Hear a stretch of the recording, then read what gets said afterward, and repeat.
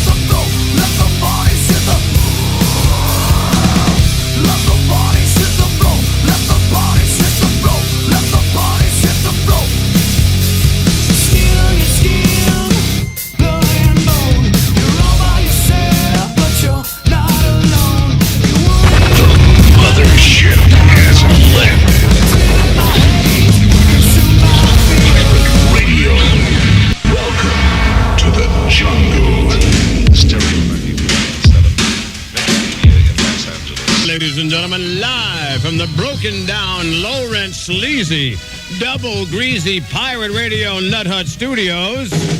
It's time for the very first ever Southern.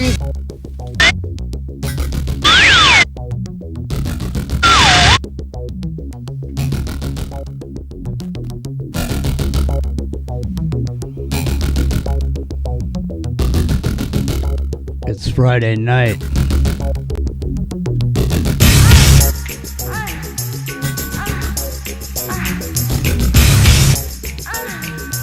My name is Jimmy.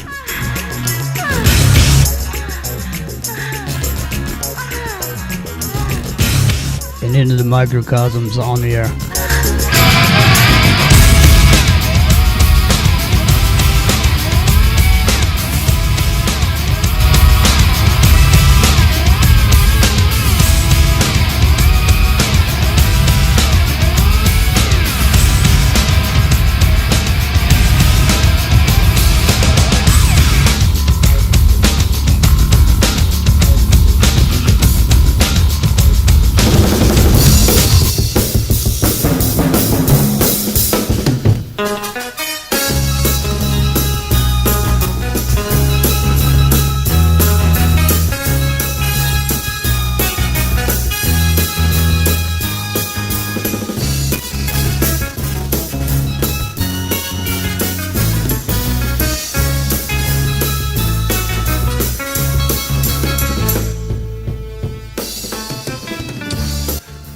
Epic Journeyman, are you there?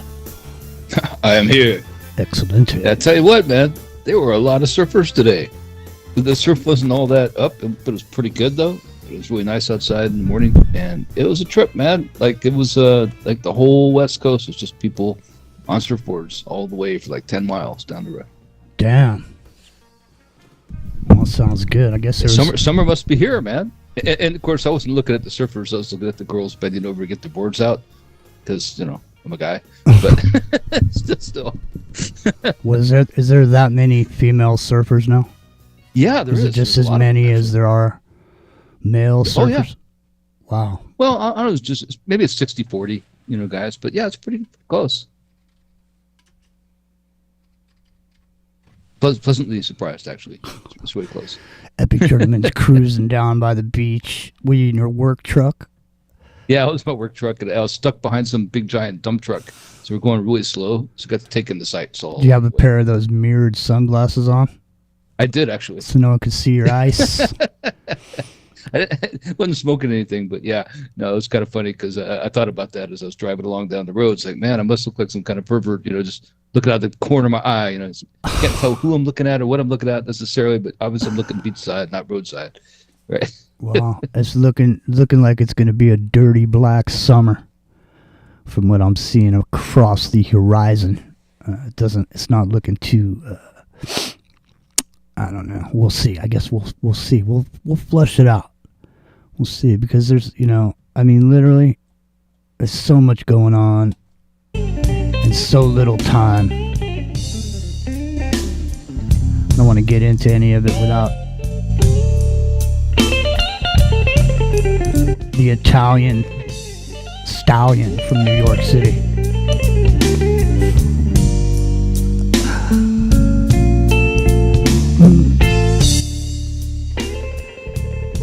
Robert Rio, are you there? I'm here. Have you checked the sound quality over on Revolution Radio? Not yet. Nah. Well, hopefully everything's going good over there at Rev Radio. We'll see. Well, where do we begin at this point?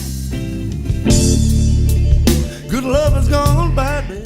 It's really almost gotten to the point where what can be said? What can be said about what's going on around here? I don't know. I mean, I do know, but Rev Radio's piping in off of my my iPad all by itself. Yeah, that's nice. No, that's good. Where's that coming from? I don't know. Sounds like it's cutting in and out. Why don't you throw an ear on it just to make sure? Because I'm not sure. It sounds like one of those issues that happens with some of these where, the bandwidth goes in and out, It's, no matter what you do over here, it's still over there. It's doing whatever it's doing. It's like that. Kind of. Yeah. But I obviously I can't sit here and listen to it like you could. If, you can just break off with your headphones. and we'll get started, We'll get started now. One of the first things I want to bring up is that, so here is this, we played the speech that Tulsi Gabbard gave when she was accepting her position. And one of the things that she brought up in the acceptance talk was that there hadn't been any detection of any nuclear bombs or missiles being made in Iran. And what was really funny is so someone asked Trump about it and said, hey, well, your people are saying this and that. And he said, well, what people? And then they said, well, Tulsi Gabbard said this and that. And he said, well, she doesn't know what she's talking about. If she doesn't know what she's talking about, Rock and Rio and Epic German, who does? I mean, is she not privy to information that he has? It's all a casting call to him, Dude, man. It is. That's all it is. I know. It is so much bullshit. It's not even funny. And honestly, I'm gonna go into it, man, tonight. Seriously, because listen, I want people to realize this. Trump is a brand. Okay? They roll him out and he says stuff on the microphone and then he goes back into wherever he came from. He pops out, he says some shit, he goes away. You think he's running shit? You think he's the guy with the man with the plan? Is that really what's going on here? Because I want to say, he's nothing more than Colonel Sanders, man. He's like a picture on the side of a bucket of chicken.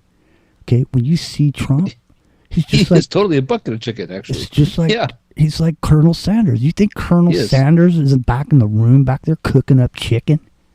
You think Colonel Sanders? That's good. Seven herbs and spices. That's it. Yeah, no, exactly right. Colonel Sanders is kicking it in his mansion, and then he comes out every now and then and takes a picture. All right, I'm not saying that is almost the case, though. When he rolled out of that plane with that hat, wearing that hat. I mean,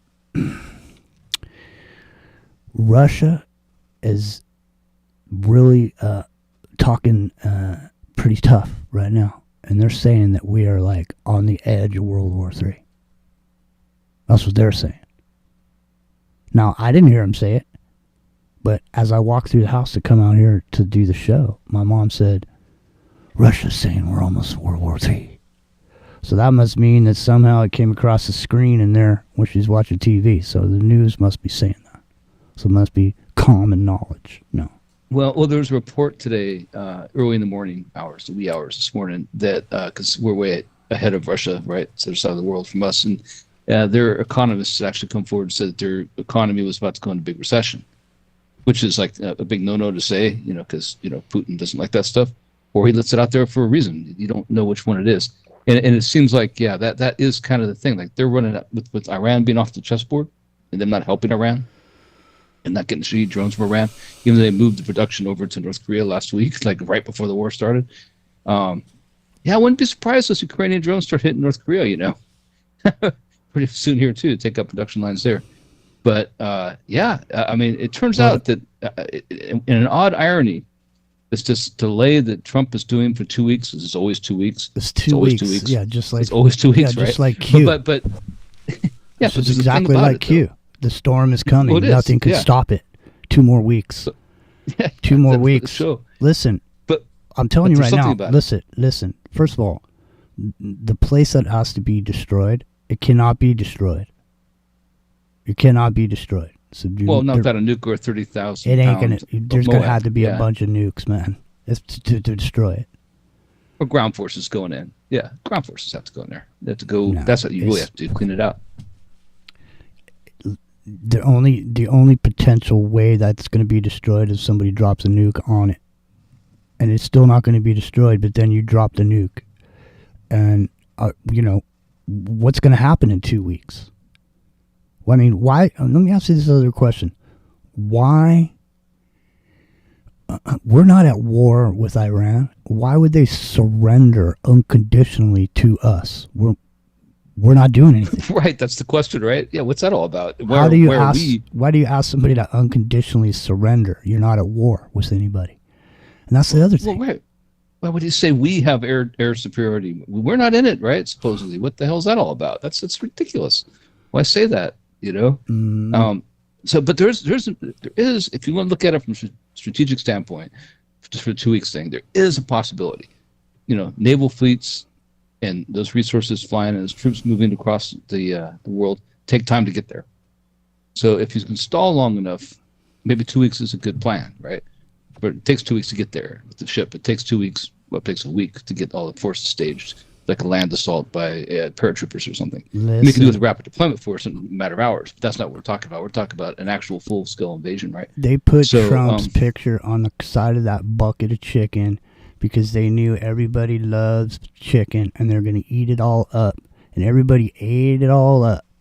Do you think the kind of money that came into that campaign and these people that jumped on the bandwagon, that used to hate him, all of a sudden they love him?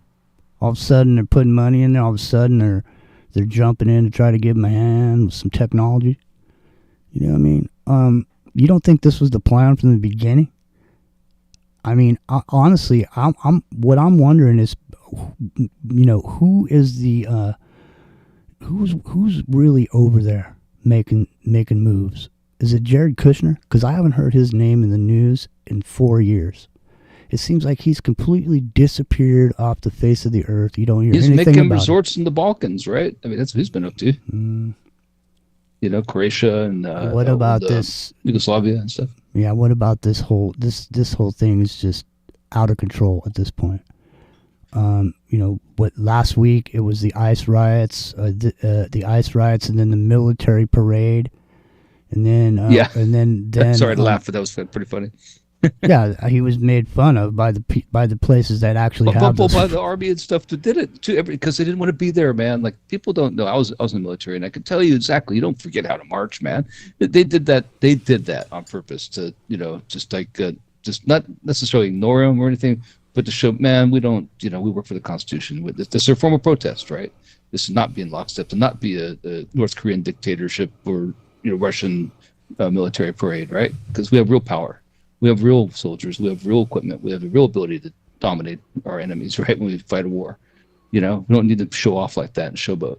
So that was kind of their. I took it that way. Maybe I'm wrong, but I took it that way. Well, they looked at it like looks like to me, okay, so the way it's looking right now, it seems like the Iron Dome isn't so iron anymore. No, exactly. And Iran is just sitting there shooting missiles. They don't even need to have their airplanes in the air, because they're just sitting there shooting these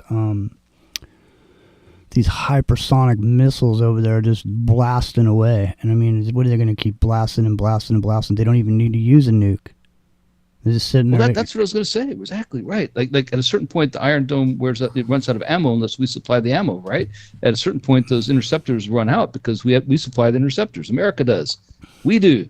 If we don't get involved, Israel literally shot their wad. Right. At a certain point. Yeah, they're still going to beat Iran, of course, without nuclear weapons. Just a straight traditional one-on-one fight with technology and aircraft and things like that. But what about the suicide bombers? People forget, 20 years ago, 30 years ago, there were suicide bombers blowing themselves up in markets every day in Israel, right? That's what's going to happen. This asymmetric kind of warfare. That's exactly what's going to happen. And we're going to send 30 snipers, just 30, around the United States to shoot a person a day in 30 cities.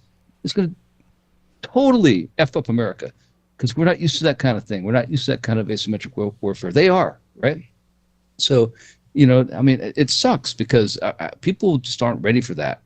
Don't take it lightly, man. Yeah, you can beat them militarily into the ground. We can pulverize that entire civilization into nothing but dust, right? But the people who survive, man, they're not going to give up, man. They're not going to give up because they're converts, man. It's like a religious conversion process. They are committed, and the people who are committed are going to give their lives for it, and it's going to be something we have to rout out, man. And the longer it goes on, the more time it gives not only for our aircraft carriers to get there, but for those suicide bombers, those assassins, those other people throughout the world, those sleeper cells, to get ready for the next stage. So it works both ways. 2 weeks is good for us in one way, but it's also bad for everyone because it gives us our time to get our stuff in order and over there, and it gives them their time to get their stuff in order and over here. Yeah, well, something's going to happen, man. And there's no question. I don't think it's going to go 2 weeks before something happens. And if they want to crush Trump's economy, they just close the Straits of Hormuz, like I said last week, and then all of this week, that's all they've been talking about. After we talk, I'm not saying anything. Everybody knows you close the Straits of Hormuz, that's the end of the flow, so to speak. So I don't know, man. There's a lot of people putting forward this idea about the Nimitz being almost ready to be retired anyway, and they're sending it over there. Maybe the Nimitz is going to get hit with a hypersonic missile. From the Houthis, I could see that. I could totally see that. Like one of those stray missiles isn't so stray, and it gives us it's our Gulf of Tonkin event, right? Give us our justification. Exactly. We just let it hit it. Mm-hmm. Yeah, that's what Absolutely. I mean. I'm saying it's getting ready to be decommissioned anyway. Realistically, I mean, these aircraft carriers of the past, are they even necessary anymore? Nope. Realistically, we don't need those. No, they're not. No. Well, they're always a show of force. Like even when I was in the Navy back in the Cold War on the submarine, we all knew submarines were the real force of power, right? We had the nukes, we had the cruise missiles, we wanted them, we had all that stuff, right? Mm-hmm. You didn't need an aircraft carrier, but an aircraft carrier was the show, in air quotes, of force, right? And because the Houthis and the more less educated, I'm sorry for the Houthis in this case, but people around the world, they understand a projection of power. That's being able to see the aircraft carrier and the planes fly over. They understand that. You can see it, right? You don't see the submarine. You don't see the cruise missiles. You don't see the ballistic missiles underwater that can just wipe you out in a matter of minutes, right? They don't see that, but you can see the aircraft carrier, right? So it's a projection of power. It just shows. It is. It's a flex. It's a flex. But here's the thing, man. Let's be realistic. World War II style war. It's not necessary anymore if you wanted to decimate a population. You don't have to destroy anything. You don't have to blow anything up. And so even neutron bombs, the atomic bomb neutron bombs. But either one of those is old technology, man. You don't need that anymore. There doesn't have to be a big there doesn't have to be that, because there's other weapons that they have that they could just take this shit out right now. People. The thing is people. You hear a lot about all these other enemies' weapons and stuff, but you're It's funny that you never really. People just think the United States is like just some fool over here. That they don't have something over here. I mean, there's all kinds of weapons out here. Weapons that were talked about in, I think it's 2001, being talked about as potential weapons. It's 25 years later. They were talking about it. Yeah, they're all real now. Yeah, they're all real. Right. They're real when they're talking about them. Just the fact they're talking about them says they're real. And that's the way the military works for people who don't know. Like if the military is talking about it, it already exists for the most part. I mean, maybe they put there's a ruse in there every once in a while, but if they're talking about it, no, they already got it. And the thing about the neutron bomb, like people give Jimmy Carter as his peacenik, but he was a submarine captain, and he brought about the Tomahawk missile. He made the MX missile program. He made the neutron bomb, right? And the neutron bomb is the scariest thing ever because it doesn't blow up cities. It just kills all the people in it. Right, and you can walk in 2 days later and be fine. So you drop one of those things over Moscow or Pyongyang, or I pronounced that wrong, sorry, but you'd be like, just everybody there's dead. You just have a cleanup crew come and clean out the bodies. The architecture is all entirely intact. Jimmy Carter did that. That was built under his administration, right? So we got those. We've had those for, what's that, 76, 77, something like that. We've had those for. Gosh, man, it's hard to believe that's 50 years ago. Well, the whole thing is like the only reason to do that is to make an impression on everybody. In other words, if you're going to see nukes going off, you're seeing them going off because they want that particular thing to happen as a destruction. They don't have to do that. Is the point? I mean, there's a million ways. There's a million ways to wipe people out. Because for some reason, all the talk is about these nukes going off. And so, everybody talks about this Deagle report. And, here we are 6 months into this year. And at the end of this year, there's supposed to be way less people around here in America. So, I mean, what's the potential? There's some exercise coming up. There's a lot of potential. Jump in here, Rio. I haven't heard you say anything. So, well, there's the potential of Iran, right? There's the potential of other entities. There's a potential of disease that they've been kind of stirring up a little bit of scare on. Yeah.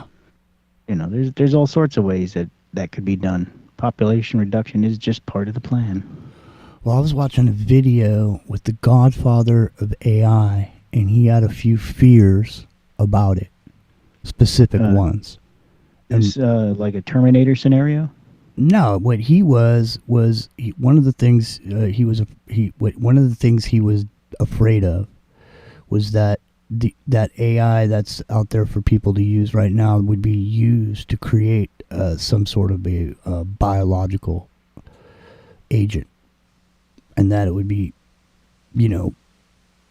that's one of the things he was worried about. Oh, yeah, that's... that anybody could do it, in their garage or whatever. Well, the CRISPR, you can already do it in your garage. You can buy a CRISPR kit online if you so desire. Well, they also just busted... they're not even that expensive. They just busted another Chinese national coming in with some sort of agent. Frog embryos. Yeah, $900 is all it takes, for that CRISPR-9 stuff to go alter your dogs or cats or babies if that's what you want to do. The thing about this is that talk about. I remember back in the 80s, late 80s, early 90s. There was a company called Advanced Targeting Systems. There's a lot of things that have the acronym ATS, but Advanced Targeting Systems. And what it was, I was doing electrical work there, and I got to go into the labs.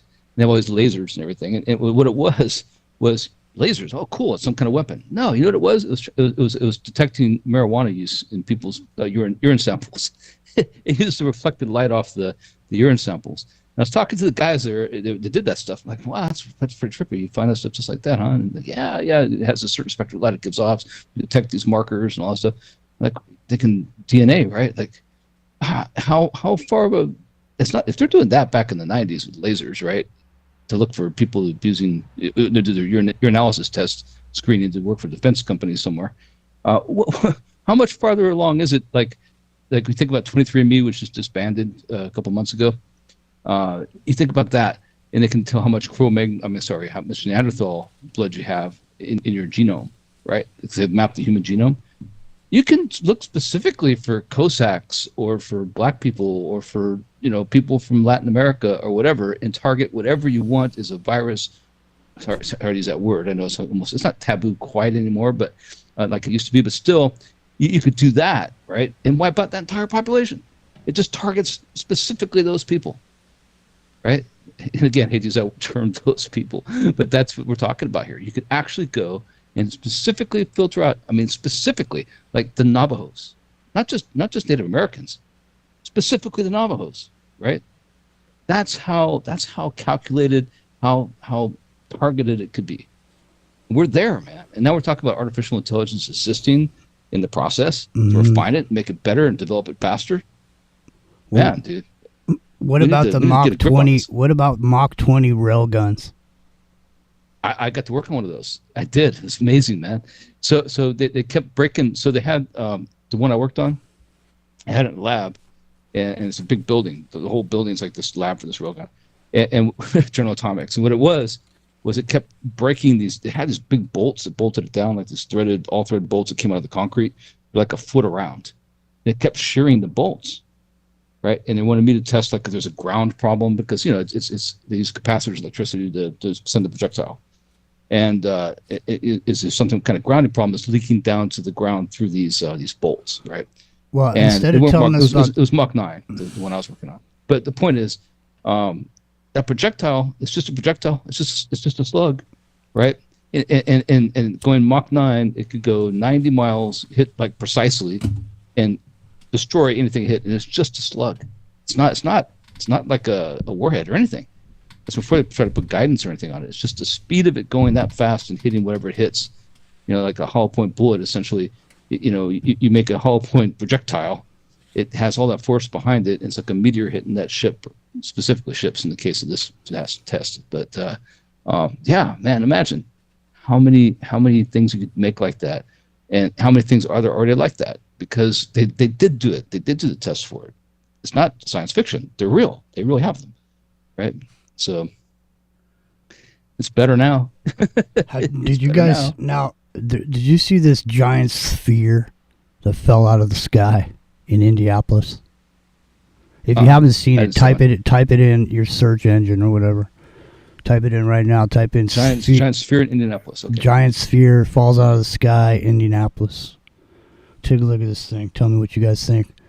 Now, here, I got a chunk of something I want to play because, this to me, really, this here says it all. Here's a piece. It's a minute and 37 seconds long of an interview being done by Tucker Carlson talking to Ted Cruz. Now, I want you to pay attention because Ted Cruz slips up here towards the end.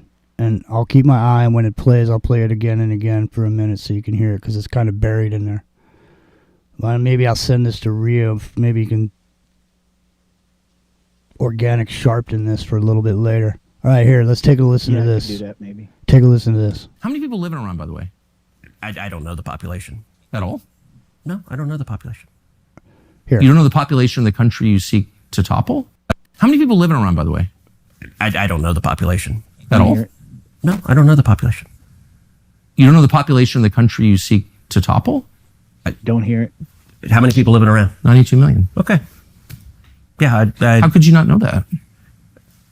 I don't sit around memorizing population tables. Well, it's kind of relevant because you're calling for the overthrow of the government. Why is it relevant whether it's, because, it's 90 million or 80 million or 100 million? Why is that relevant? Because if you don't know anything about the country... I didn't say I don't know anything about Okay, what's the ethnic mix of Iran?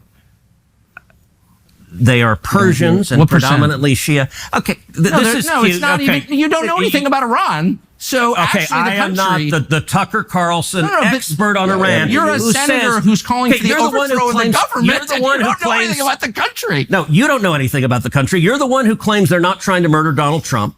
You're the one who can't figure out if it was a good idea to kill General Soleimani, and you said it was bad. You don't believe they're trying to murder Trump. Yes, I do. Because you're not calling for military strikes against them in retaliation. And if you really believe that... We're carrying out military strikes today. We're carrying out military strikes today. Carrying out military strikes today. You said Israel was. Right, with our help.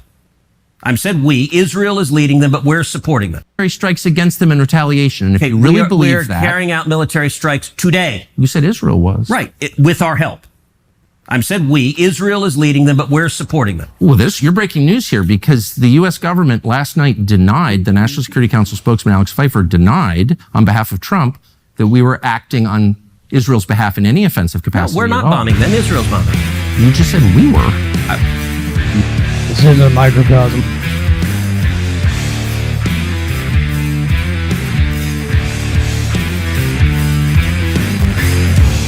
I'm not sweating any consequences.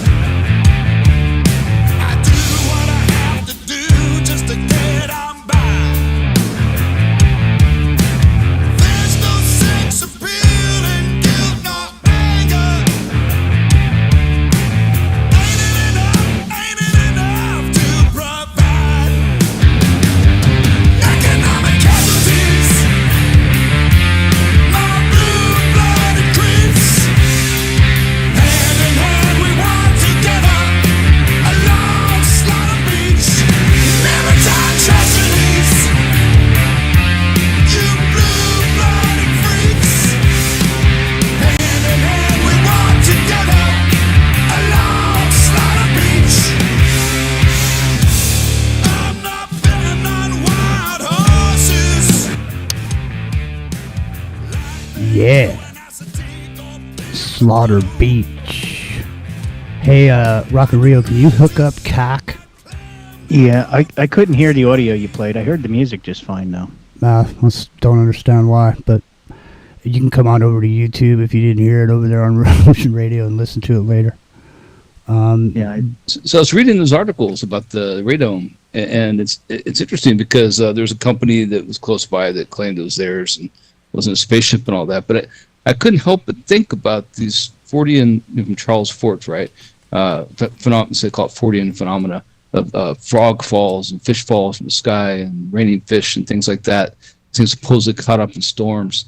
Yeah, and this big radome thing caught up in a storm. Now there have been like those jumping things at parties, where they're inflatable tents with the kids jump up and down and then caught like that before and they flew away. So it's conceivable, but those radomes are fiberglass generally, and they're not that light, It's not that light.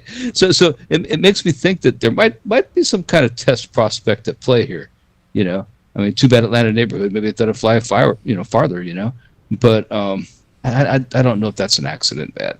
I don't know if that's an accident. Those things are pretty secure, generally speaking, for that very reason, right?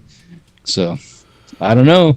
It's a good one. It's pretty big. If people haven't seen the video or read the news article yet, it's big. It's like 8-10 feet around sphere that just flew out. It's the size of a big tool shed, right? And it flew through the air all that way. No, it's huge. It's at least. It looks like a mini Death Star, man. Yeah. I know. It's all too much. It's a sign. All right. So what is it now? What are we looking at here from a biblical standpoint, Rio? Where are we at, man? I mean, is the dropping of the nuke the beginning of the 7 years? I mean, is that coming up now? Well, what's the biblical? Give me the biblical perspective. Well, there's wars and rumors of wars, right? Right.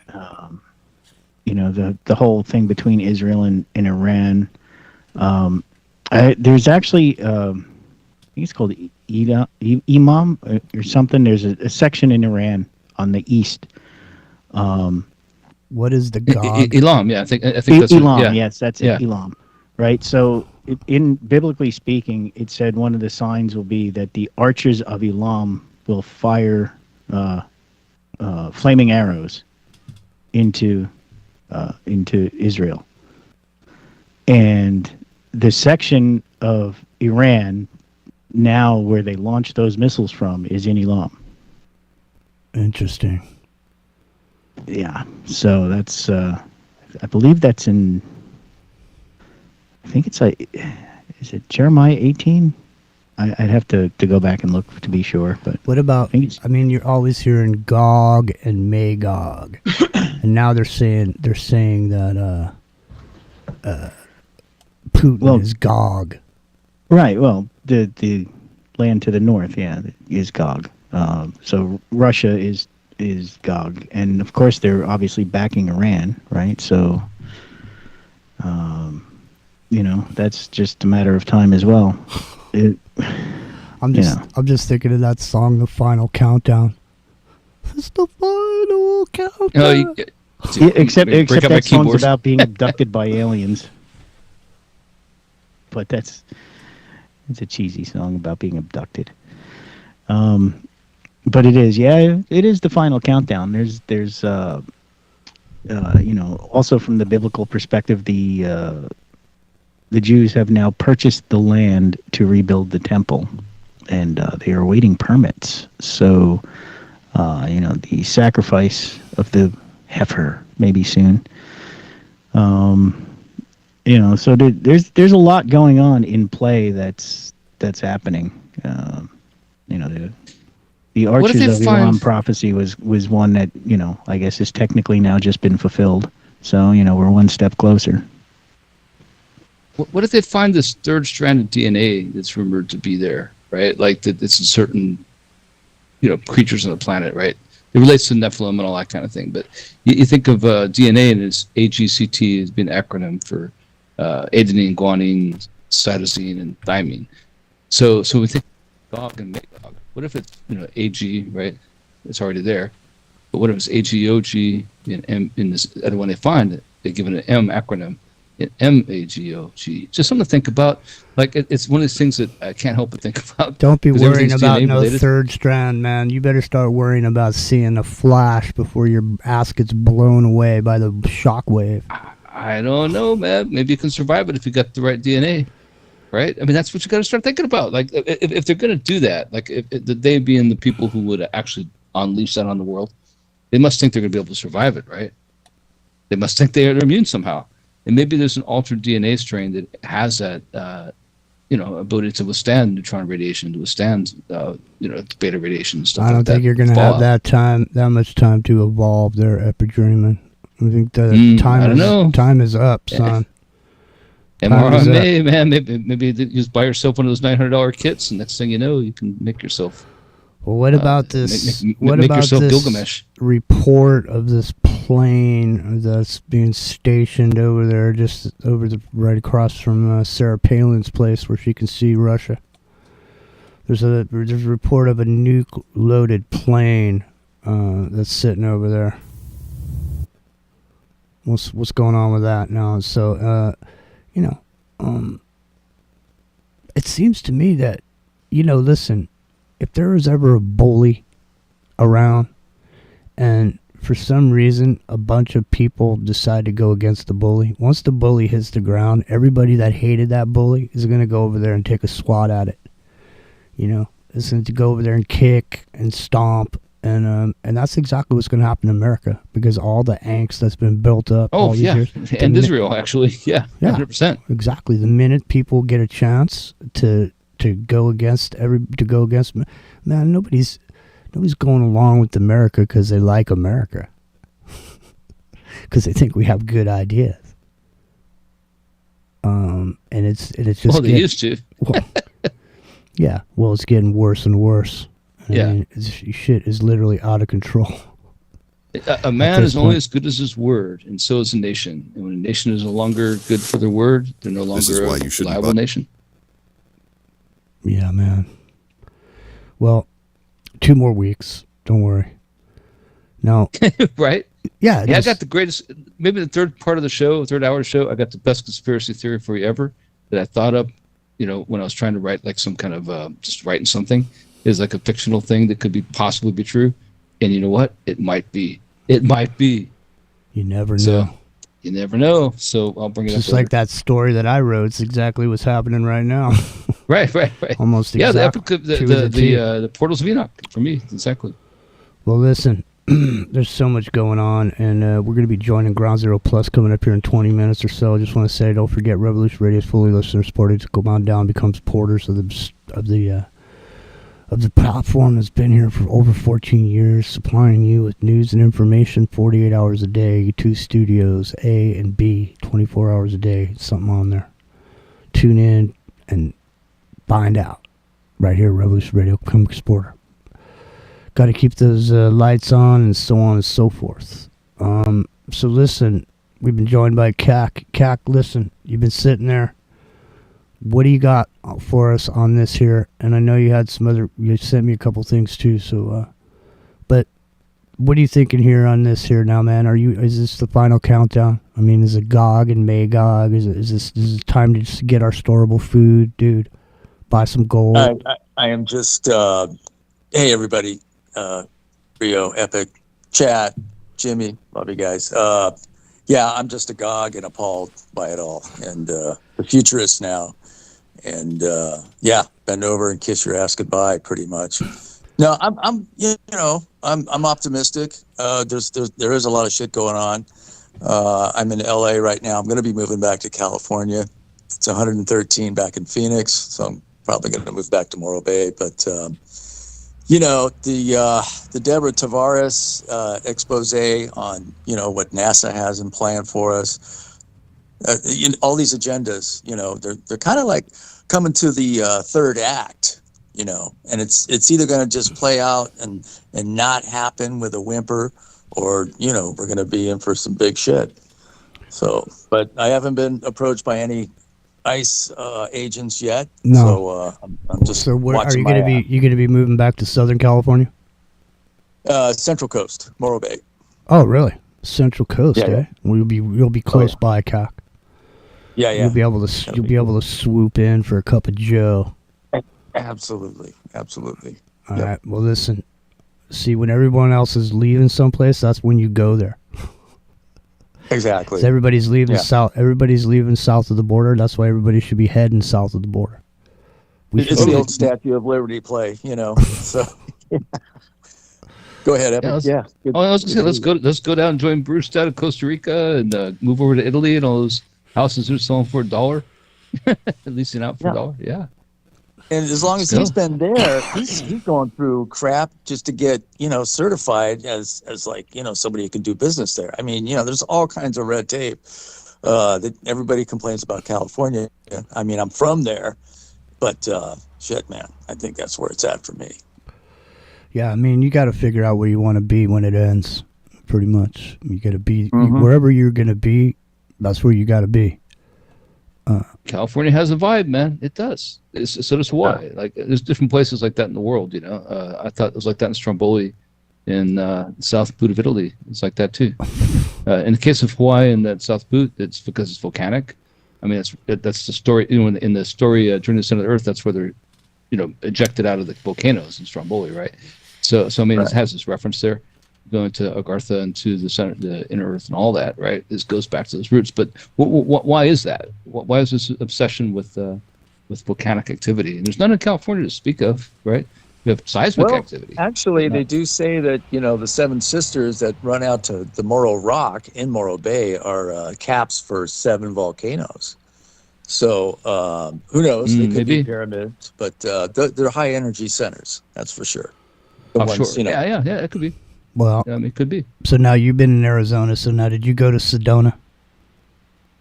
I've been to Sedona. I've been to the Vortexes, and that's something you got to see to believe. It's just wild. Right, everything's twisted. Yeah. So here's the thing.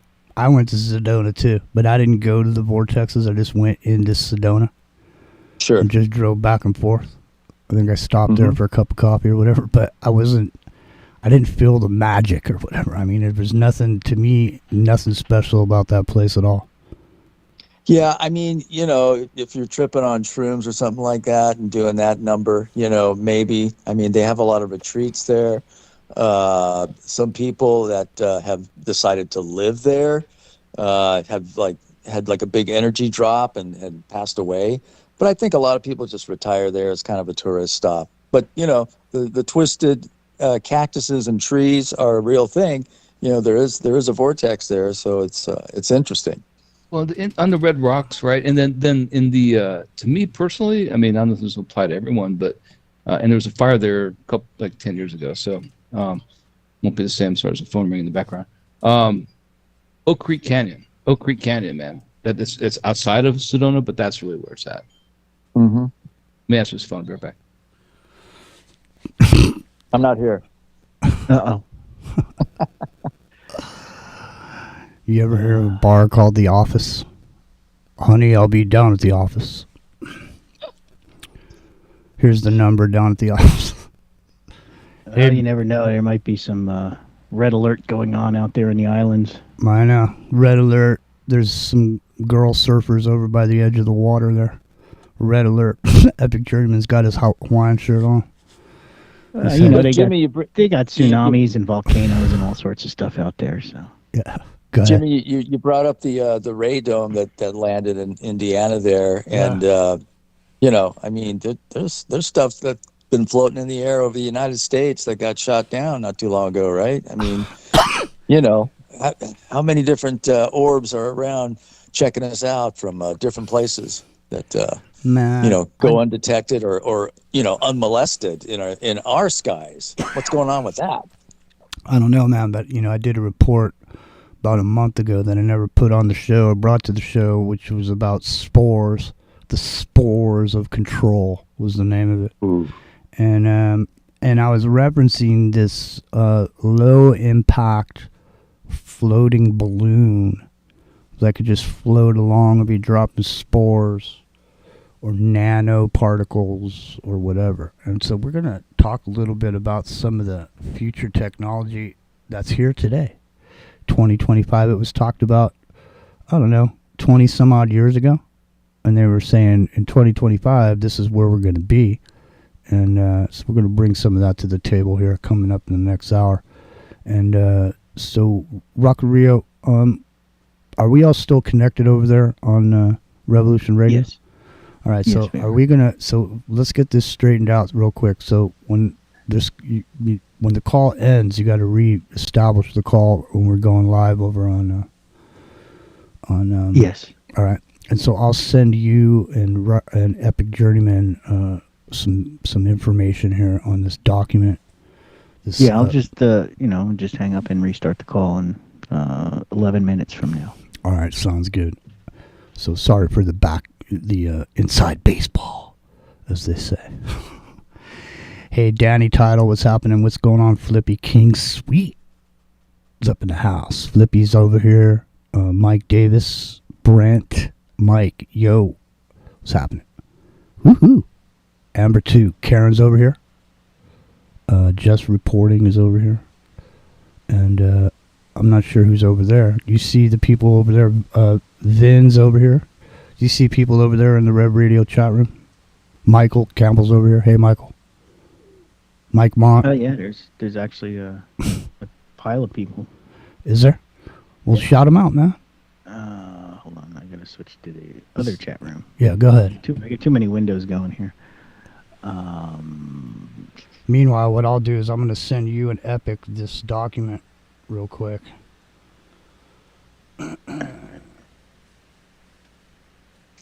And in the meantime, just quickly, I think there was I know there was a movie back in the early 70s called the Andromeda Strain. And that kind of has to do with some kind of thing in the environment that turned some pilots and astronauts into dead men. You know, they would dry up their blood and they would just, they wouldn't even bleed out. Everything would just be like sand coming out of their skin. It's just crazy. But yeah, similar thing going on there. Something in the air. Something in the air tonight. It's Revolution Radio. It's in the microcosm every Friday night right here at 9 o'clock Pacific. You ready to shout those peoples out, man? Yeah. All right, shout them out, man. Go ahead. All right. Let them have Comet's listening. Mitchell is out there.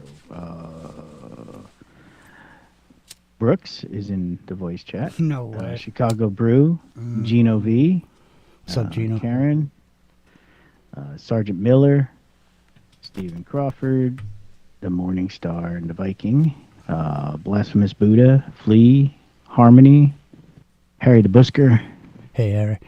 Hey, Sergeant Miller messaged us a couple of weeks ago, and I didn't see it. He wanted to join in. So, Sergeant Miller, if you want to pop in with us, feel free to message over to let Rio know in the chat, and then we'll hook you up. I can hook him up from here. Russ and Vosto are at the end of the list there. All right. Well, there they go. Is there anybody else? Anybody forgot? Flippy, Jim Jones. Oh yeah, Jim Jones. And Conduct Detrimental, who I see in the Element chat. All right. Well, listen. When we come back, all right, we're gonna get into this whole thing, and I pulled out a couple of specifics, but there's a whole PDF. Deborah Travaris brought this up in an interview, and so I took a look at it, and it's sort of like I got this other document here we went over about a year ago. It's called The Future Warfare, circa 2025. We went over that, but this is a little bit more intense, and mostly because of the idea of what's going on with these nanoparticles. Because seriously, this nanoparticle thing, it ties into a lot of what Sabrina says about her stuff over there. When she's talking about the biofield, the API biofield technology. And so it ties a lot in with these nanoparticles. And of course, well, who was it? Snowden? Was Snowden the one that was, raising the fear about the nanoparticles back in the day? Hey, what's up, Pat the Plumber? I didn't see you there. Pat the Plumber's over here. Brent's over here too. Hal, go ahead. Well, it's weird because I was just watching today some TV show that was, I guess, a rerun or a reissue on something on Apple TV. Mm-hmm. And the kid had nanobots injected into his ear because he wanted to grow taller, and the nanobots grew and came out of his ear and rated to, it was a weird thing, but it's just an odd thing to watch, as we're talking about the nanobots. I had no idea it was in there, but the technology there is getting pretty creepy with those nanobots. I don't know how close you've kept up on it, but aside from gene splicing and editing, they can actually do repairs now.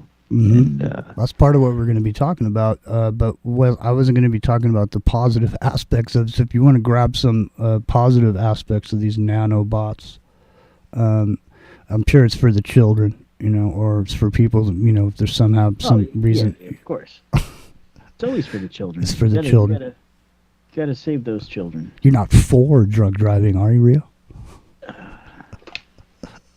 Well, depends. Depends on who's driving. Don't you wish you could go back to the days of the release of Jaws 50 years later? Today's the 50th anniversary of Jaws. Is it really the 50th anniversary of Jaws? Oh, my God. Oh, how old we are getting. Murderbot. Mike Montz. Oh, yeah. Mike Montz saying something about Murderbot. I have been watching Murderbot. That's actually a really good show. See? Mike Davis said nanobots are gay. They may be. You never can tell. Maybe that's the reason that there's so many gay people, is they've been infected with the gay nanobots. Could be. You never know. That's the thing. The shit's microscopic. You can't see it. It's embedded in your lungs, man. There's a whole motherboard of nanobots in your lungs right now. And there's no question about it. I mean, I swear to God. Listen. Somebody get this. CAC. Geotagging, right? CAC. Yeah, exactly. CAC. Look up the amount of aluminum that they find on the top of Mount Shasta in California. See if you can search something up. Yeah, just look at how much aluminum is floating around in the air to the point where it's literally, you could look this up too, they're making anti-aluminum seeds. Because seeds won't grow in aluminum-infested, soil. You know what I'm saying? Well, there was a theory about one of the reasons that some of the wildfires were burning so rampantly out in your area was because of the stuff that they're spraying from the sky is being absorbed by the trees, and the heavy metals actually help the wood burn. So.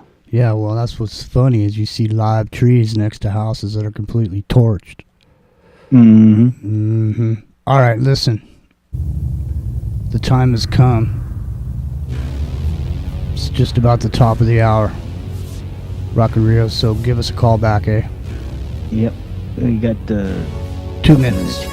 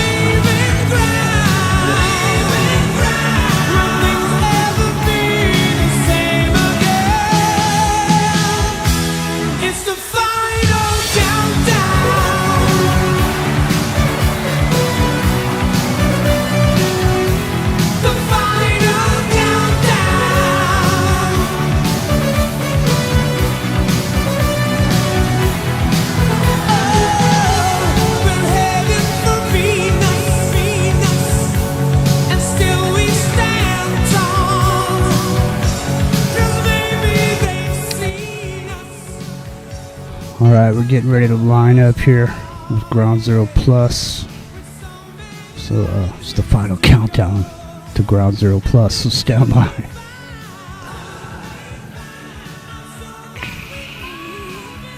Don't forget, you know, let's stay in touch with today. You know, have the best today you can every day. It's one day at a time, man. You know? Yeah. You know. Alright, we got 1 minute. Shit. I just realized I hadn't been on Revolution Radio this whole time. I mean, Independent Broadcast Network.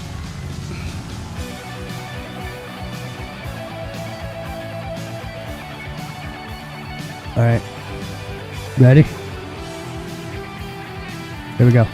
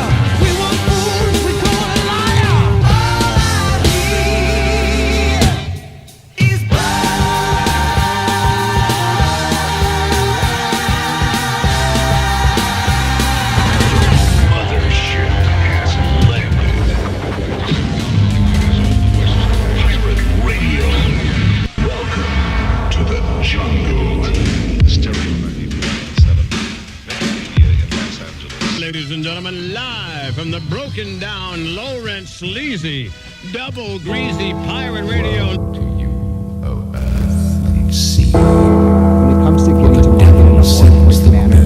spirit phase helps us move. Because he knows the time is short.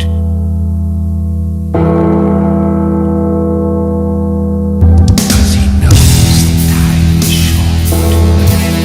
World opens. For the devil sends the beast of wrath. Because he knows the time is short. Let him who hath understanding reckon the number of the beast, for it is a human number. Its number is 666.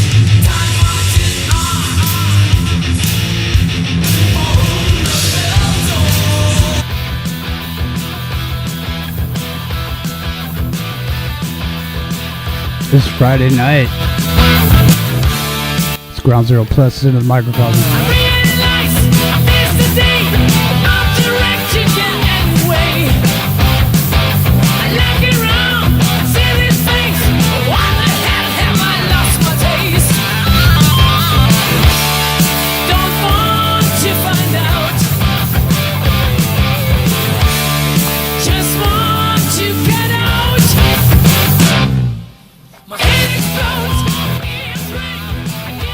At this point,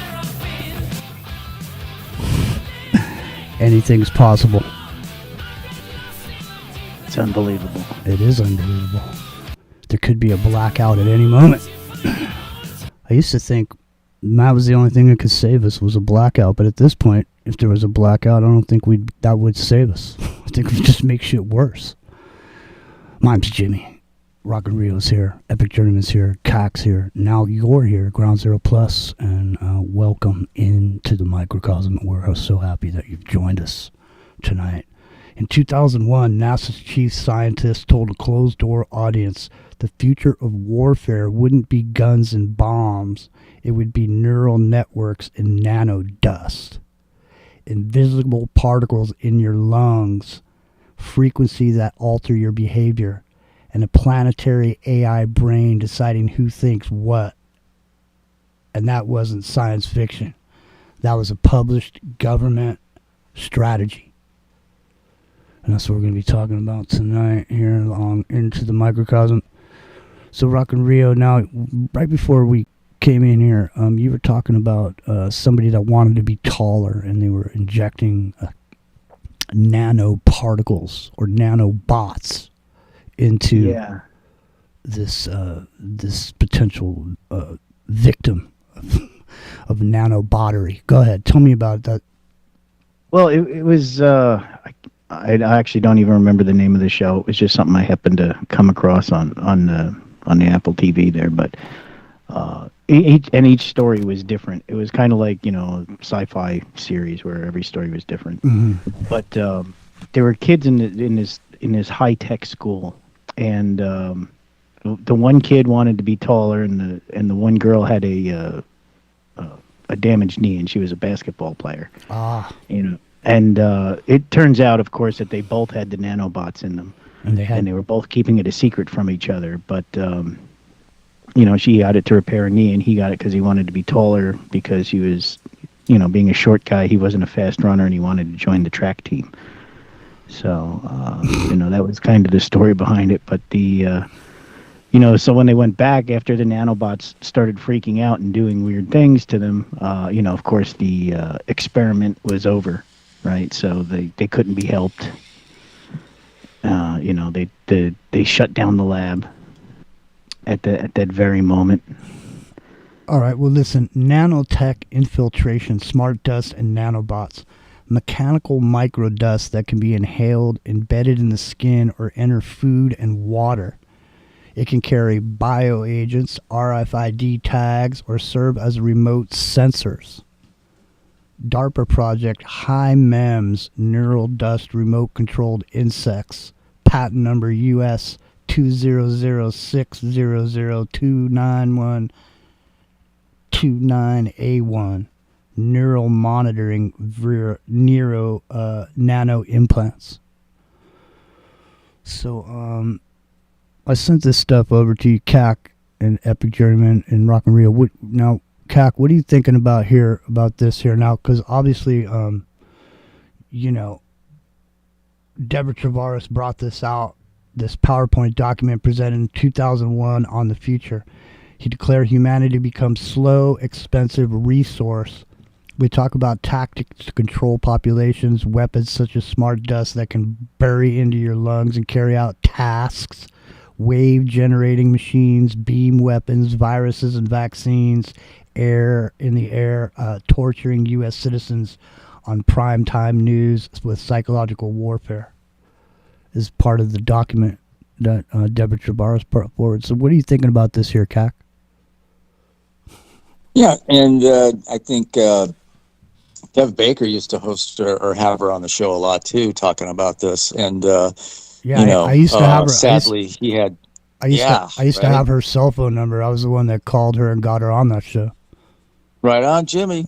Okay, so let's go. And I think what happens with the nano getting into the lungs or the bloodstream or in our cells, they reassemble. They get injected or they get inhaled, and they assemble into something that's energized or made to do things to pass the blood-brain barrier.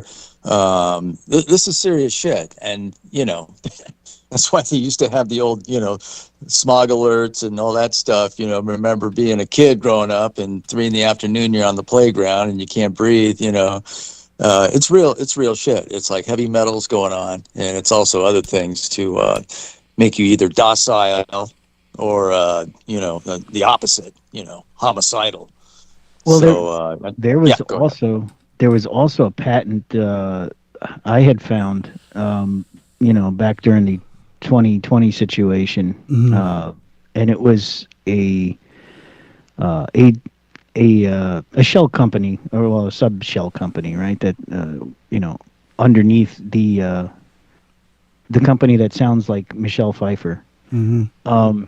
And that the patent was for using nanotechnology in that form, and the purpose behind it, and what they were going to do with it. And that patent was applied for and granted during the whole warp speed situation. So, did you listen? I'm going to step away for a minute, but did you happen to see the how much aluminum is on top of Mount Shasta? How much what they're finding in the snowpack? I did. Yeah, I did put it in the chat there, and I'm only on like one device right now, so let me. No worries. Listen, I'm going to step away for a minute. I'll be right back. So, it was like 25,000 times the amount considered safe, for breathing, by the WHO, who cares about the WHO, but it's not good. It's not a good level, and whether it was coming from the volcano, the Shastina, or if it was being geoengineered, more patented products being I don't sprayed. think volcanoes spew aluminum, do they? I mean, that's not something I've ever heard of. No. Coming out of a volcano. So, no. Sulfur maybe, but and stuff like that. But I am sure it's due to the geoengineering. Where else would it be coming from? I mean, right. If you understand aluminum is processed from the earth, right? It's in a powdered form in microscopic dust, and it has to be mined from the dirt and smelted out, basically. For the most part, it's not like gold where you find a vein of it, Right. But it's also the active ingredient in deodorant, Right Guard, or even a roll-on, aluminum chlorohydrate, that kind of small thing that goes through your armpits into your adrenal glands and all that stuff. So yeah. The whole aluminum, obviously they're using it, right? They've admitted to spraying it, so they're trying to help keep the radiation from the sun down.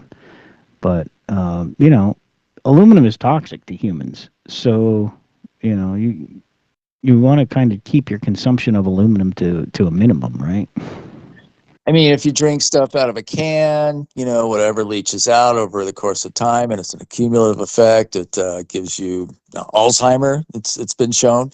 It can do all kinds of things. But Alcoa can't wait. I mean, they even use the runoff to make fluoride. To put in our toothpaste or God knows what else.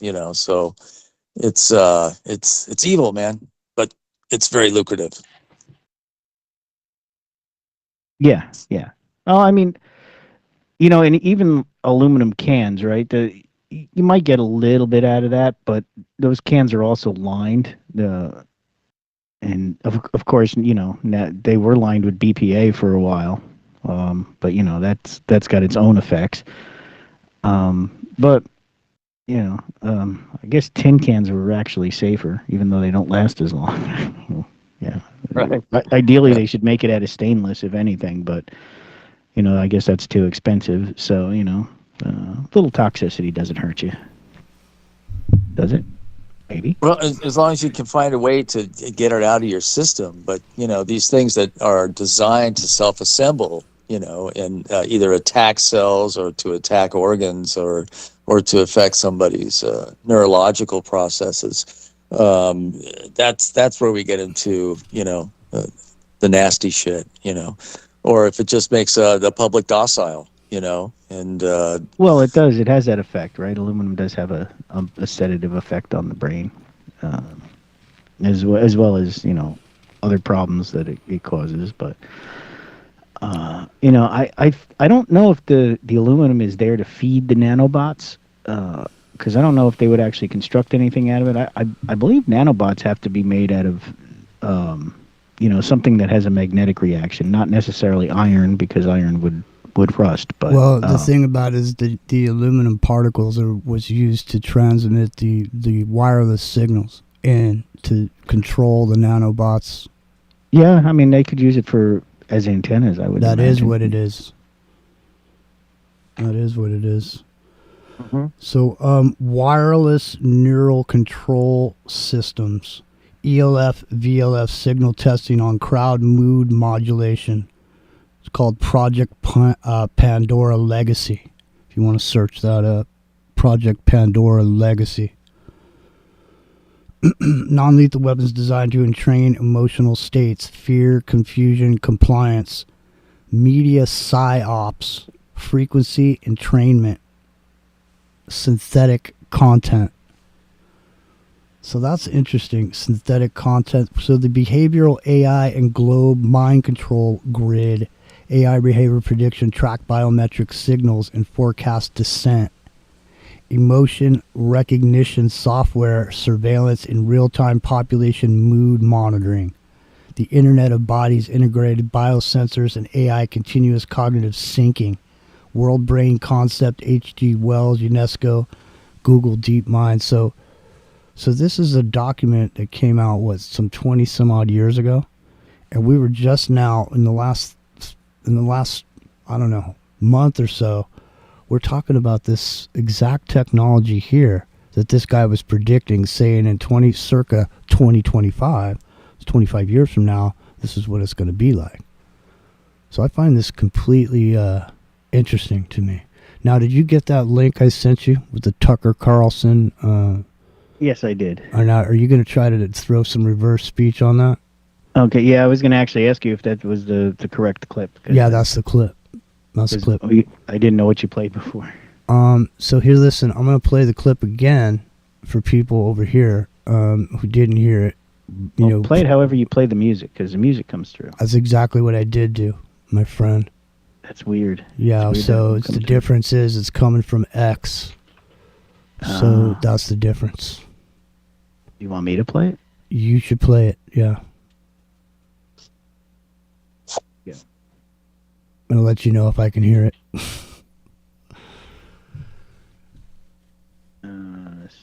Of course, you got to. How many people live in Iran, by the way? I don't know the population at all. No, I don't know the population. You don't know the population of the country you seek to topple? How many people live in Iran? 92 million. Okay. Yeah. How could you not know that? I don't sit around memorizing population tables. Well, it's kind of relevant because you're calling for the overthrow of the government. Why is it relevant whether it's 90 million or 80 million or 100 million? Why is that relevant? Because if you don't know anything about the country... I didn't say I don't know anything about Okay, what's the ethnic mix of Iran? They are Persians and predominantly Shia. Okay, it's not even... You don't know anything about Iran. So I am not the Tucker Carlson expert on Iran. You're a senator who's calling for the overthrow of the government. You're the one who claims anything about the country. No, you don't know anything about the country. You're the one who claims they're not trying to murder Donald Trump. You're the I'm one not saying that. who can't figure out if it was a good idea to kill General Soleimani, and you said it was bad. You don't believe they're trying to murder Trump. Yes, I do. Because you're not calling for military strikes against them in retaliation. And if you really believe that... We're carrying out military strikes today. You said Israel was. Right, with our help. I said we. Israel is leading them, but we're supporting them. Well, you're breaking news here because the U.S. government last night denied, the National Security Council spokesman Alex Pfeiffer denied on behalf of Trump that we were acting on Israel's behalf in any offensive capacity. No, we're not bombing them. Israel's bombing them. You just said we were. We are supporting Israel. High stakes. You're a senator. If you're saying the United States government is at war with Iran right now, people are listening. Okay. There they go. So now here, he obviously said we, and he slipped up. Ted Cruz. He said we are already bombing whatever. So that we played that clip for everybody on Ground Zero Plus. We wanted to play that because Rio's gonna reference that in a bit, do some perverse on it. But back to what we were saying here now. So now, CAC, did you look into some of these here? Synthetic telepathy via nano conduction. Okay, here. Yeah, I found one here. DARPA embarking on a new program, and this is dated February of 2017, but it's actually a resurrection of a secret program called Radio Bio to determine whether cells are able to exchange information with electromagnetic signals, and if so, what the cells are saying and how they do it. This new initiative seems very close to the once top secret Pandora project. Well, maybe you could bust up some of that Pandora project, and I'll remind you about this one. Silent Talk, DARPA brain-to-brain interface. Goal: externalize thought into data streams and feedback loop into cognition. Here's the patent number on it. US 6470214B1- nervous system manipulation by electromagnetic fields. US 3951134A, method for encoding and decoding brainwave signals. Ladies and gentlemen, this isn't coming. It's already woven into the bandwidth. You don't need a chip in your hand when you got dust in your lungs. Report your heartbeat to an AI that already knows what you're about to think. It's a war for your cognition, and the worst part, they told us this in a PowerPoint presentation at NASA that Deborah Travaris got from somebody. Mom's Jimmy in the microcosm, Ground Zero Plus, Revolution Radio, the Independent Broadcast Network. We're on YouTube, and I want to say hello to everybody. We'll come over here and say hello to everybody in the. Are you over in the chat over there in GGP, Rock and Rio? No, I have not entered. Me neither, but I will momentarily. It's hard, man. There's 3 chat rooms going on everywhere. It's going on everywhere, ladies and gentlemen. And so what we're talking about tonight is this was a document put out, and what is this? When did this come out? It's like 22 years ago or something. Yeah, anyway, it doesn't matter. It's over 10 years ago. That's all that matters. Beyond 10 years, nobody even knows. No one cares. It didn't happen. I'm actually starting to wonder, does it even, if it's tomorrow, what happened yesterday is like it never even happened. Because so much shit's happening today, you forgot about what happened yesterday. I think that's what's been happening since the Michelle Pfeiffer incident. I think first 90 days we were retrained, it takes 90 days to break a habit, and so first 90 days we got programmed to stay home, and then after that, I don't know what happened to us. Look at us now. We're all just sitting here. You can't. It's nothing like it used to be. Think how it was. No, nobody goes out anymore. You know, you used to go to the bar. You'd always run into someone you know. Like nobody goes out no more. Think of how it used to. Places are closing down. You know, everybody stays at home. You know, doom scrolling. Think of how it used to be, man. Just not even. Let's just say 7 years ago. 7 years ago, you still had dreams, man. You know, hey, man, I'm gonna go here. I'm gonna go there. I'm gonna travel. I'm gonna do this. I'm gonna do that. You know what I mean? But ever since the Michelle Pfeiffer incident, I don't hear people talking about their dreams anymore. It's like they don't even have dreams. They just all of a sudden they just gave up, just trying to survive, man. Just trying to buy a bag of $16 burgers over at Burger King. It's all too much, man. It's all too much. Yeah. Week after week. Back in the day, the cheeseburger was 35 cents, man. Yeah, back when they had payphones. Yeah. It cost you a dime. Nah, if you just say something to a Gen Z about the end of the world, they'd say, good. It should end. Well, I mean, when it ends... I guess... I don't know. Gen Zs would be mostly millennials' children, right? So I guess the doom and gloom of the millennials has brought the Gen Z population down to a point where they really don't care about anything. Well, right? Well, the thing is, man, is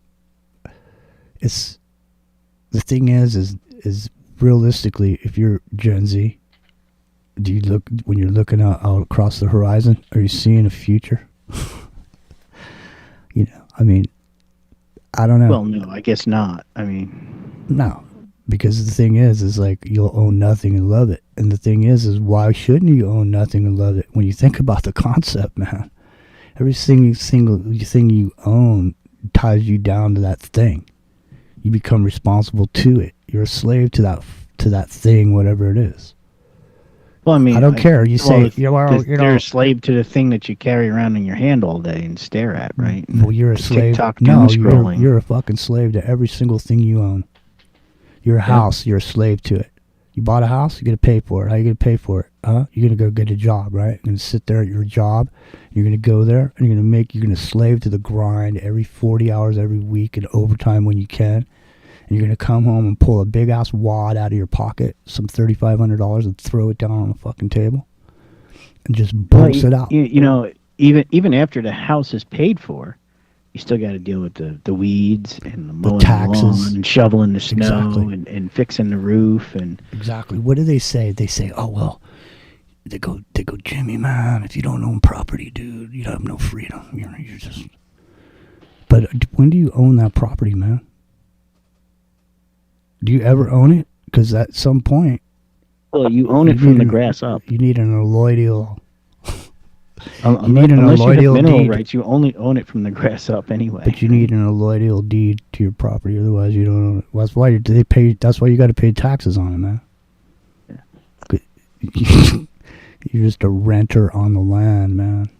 You know what I mean? Yeah. Right. At this point, I heard they were going to change those 15-minute cities. They're going to stop calling them 15-minute cities. Start calling them plantation cities. Really? What do you think? Yeah, plantation cities. Did you guys see this thing that just came out? Amazon coming out with these Amazon homes where all the appliances all talk to Alexa. It's an Alexa-controlled environment. Oh, and yeah. they're going. That sounds absolutely wonderful. Yeah, they're going in with these contractors, and they're saying, "Hey, look, when you build a house, buy all of our Amazon shit, put in there, and it'll be an Amazon-controlled house, be a selling point for the house." You know, so yeah, so I mean, just moments away from Alexa, you know, controlling all the aspects of your home, you know, turning it down, turning it up, you know, throwing, you know, when you walk by a screen, your favorite Monet will show up. You know what I mean? You go in the room, you kick them back on the recliner, lean back, you know, your special favorite music comes on.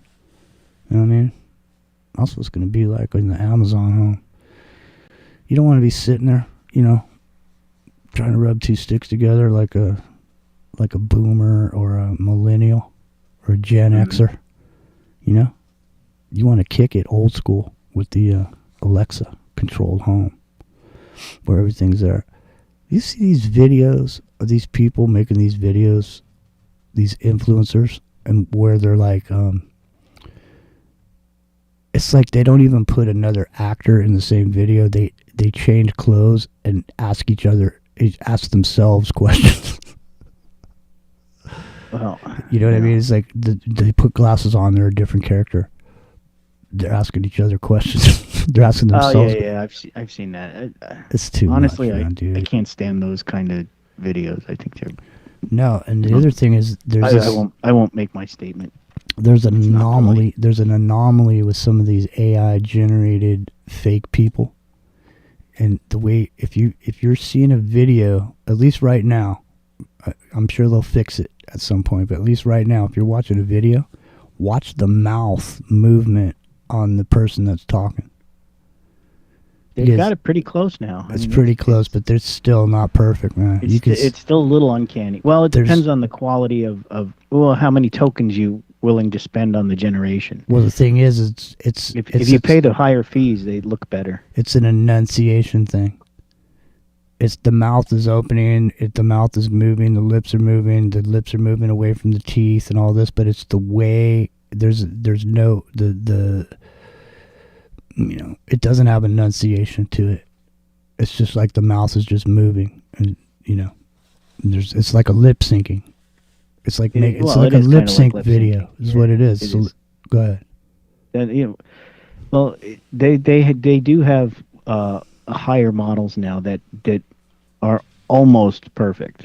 But like I said, you have to pay the higher amounts of tokens to be able to access them. So I have seen a few where you can't tell that the enunciation appearance is correct, or it's close enough to correct it. Unless you're really, really watching it, you're not going to catch it. So it's it's become a thing. It's AI. It's only another step. I mean, NVIDIA just had a big announcement the other day about improving the AI some more and their next step in it. And, we're probably weeks or maybe months, depending on how the programming goes, from indistinguishable humanoid images. Yeah, well, you're going to put old Colonel Sanders on the side of a bucket of chicken. Like put a 3D hologram of Colonel Sanders on a bucket of side of the chicken, and it'll talk to you while you're eating it. But Colonel Sanders ain't cooking that chicken, is he? But I'm sure he still ain't going to tell you what the secret 13 herbs and spices are. No, but Colonel Sanders is just like Trump. It's a brand, it's a product. Trump steps out, says some stuff in front of the microphone, and then goes back in his plane, flies down to Mar-a-Lago, whatever. You know what I mean? There's been a whole thing about, these donors, these tech bros coming in there. Used to be donating to the other party, but all of a sudden they're over here. So it's an interesting conundrum because obviously there's shit going on right now that we just can't tolerate as a country. I mean, first of all, this isn't a dictatorship, so he doesn't just decide because he wants to decide in 2 weeks. He ain't deciding. He's not the one deciding anything, is he? No. Renee says 2 weeks. 2 weeks. I wouldn't be surprised. I know. Well, I'm just saying, hey, 2 weeks I'm going to come there. What's he going to do in 2 weeks? Yeah. What you going to do? You know what, man? If some dude walked up to you and started talking shit like he was going to kick your ass, you know what your first response should be? A fucking come back in 2 weeks. No, a fucking knuckle sandwich, because that'll shut a guy up real quick about what he's going to kick your ass. Well, there's two types of people, man. There's people that are going to talk about kicking your ass, and then there's guys that are just going to kick the shit out of you right now without saying a fucking word. Mm-hmm. So, I mean, is this a big loose sucking operation before the big false flag operation? You know, the big it's thing a very that's good going possibility. I think a lot of this stuff that's going on now is distraction from what's really going on. You know, it's man, I'm going to tell you, it's something to keep the news cycle filled while you know. I'll throw you guys. The other hand is. I'll throw you a bone right now. You want me to throw you a bone right now? Sure. Here's something. Now listen. This is typically not information I would bring to the show because I can't verify any of it. All right? So it's a rumor. Okay? It's a rumor. Okay, the rumor is that the Iranians hacked in to the Mossad's computer systems and got a bunch of damaging, blackmailable information on a bunch of people. Some people were saying that they actually got a bunch of the Epstein files. Oh, well. With video. That's the thing, is that the video. It's not the files. It's not some paper. It's like video. Well, I'm sure Mossad's evidence. got copies of all that, you know, just like I'm sure, you know, our agencies also have copies of that. You know, it's just they don't want to release it to the public because... Okay, well, they don't have copies of jack shit. Okay? But let's just say somebody like Iran gets it. Because think of everybody that's on not just the Epstein thing, but the whole thing, the whole operation, wherever it could be hacked. There's some 3 terabytes of information, supposedly. And then 3 terabytes actually isn't a lot in the grand scheme of things. I mean, it sounds big to us, but it's enough when you got... It's enough to disrupt things. I'll tell you what, man. I'll even tell you what, man. Like I say, I can't verify what this woman's saying is true, but I'll throw some more gasoline on this fire right now. Right now. Hold on a second. Let me go over here. So the thing is that look at when as soon as Elon Musk came out of there and he started saying something about the reason the files hadn't been released is because you know, Trump was on the Epstein file list. That's what Elon Musk said. Yeah, he did imply that on his post. Yes. Okay, then on this show we said, well, get ready for a fucking war with Iran, buddy. And now here we are 3 weeks later into it. And here's the thing, Rio. I'm gonna send this to you because you say you can't hear it over there, and you need to here. I'm gonna forward this. Anyway, copy this link. I'm gonna send this to you. Hold on. Okay. In Teams. So there it comes. All right. Okay. Now, I can't verify this, so listen. You take this with a grain of salt. This is fantasy. All right. Hey, Steve from Southern California. What's happening? This is Pastor Bob. Yeah, Pastor Bob. All right. All right. Listen. Now I'm telling you. Okay, I cannot verify this information. I'm putting it out here. It's fantasy for entertainment purposes only. Okay? It's for entertainment purposes only. It's satirical in nature. Okay? All right. All right. So now, this woman purports to be an ex-worker from the island, and she is dead. And she is saying on this video she is dead, and this is her dead man switch. And she put these out, and she said a bunch of this is going to come out. A bunch of these are going to start coming out where she's blowing the whistle. She said she got killed because of what she was going to say. And now she says there's information that's been put out, hard drives and servers and so on and so forth, that it's information going to be coming out piecemeal. Because she set it up to, she said that she didn't check in that this dead man switch would come out. And so now here it is. So now Rockario, go ahead now. Can you read her name? Can you see her name? Virginia Guffrey. Guffrey, exactly. Virginia Guffrey. We can't verify this information, but we're going to put it out there. You make your own decision. Go ahead. Check it out. All right. You could reverse this too later. If you're watching this, it means they got me. My dead man switch activated automatically after I missed 2 scheduled check-ins. I had it set up months ago because I knew this day was coming. I did not die by accident. I was murdered to keep their secrets buried. My name is Virginia Louise Giuffre. I was one of Jeffrey Epstein's victims.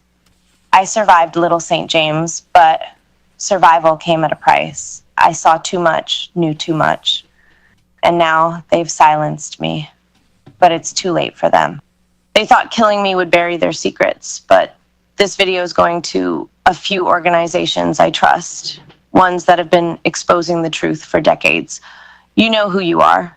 It's your job to continue this fight. I was 16 when they reeled me in. I worked at Mar-a-Lago, folding towels, cleaning lockers. My father kept the tennis courts immaculate. We were just working folks trying to scrape by. Trump, he was around, but he was never the threat.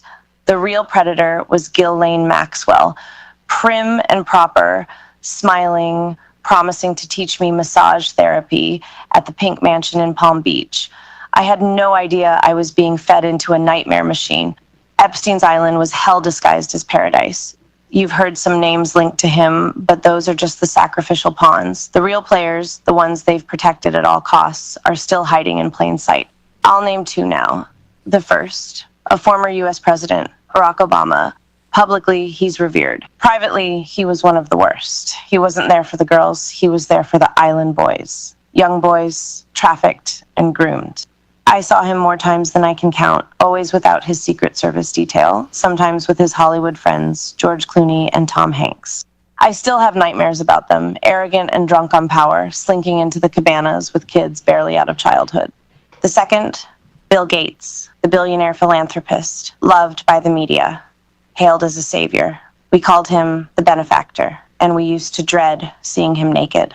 But he didn't come to party. He came to experiment. Genetic experiments, human experiments. I saw him inject a young girl with something they said was a genetic enhancement.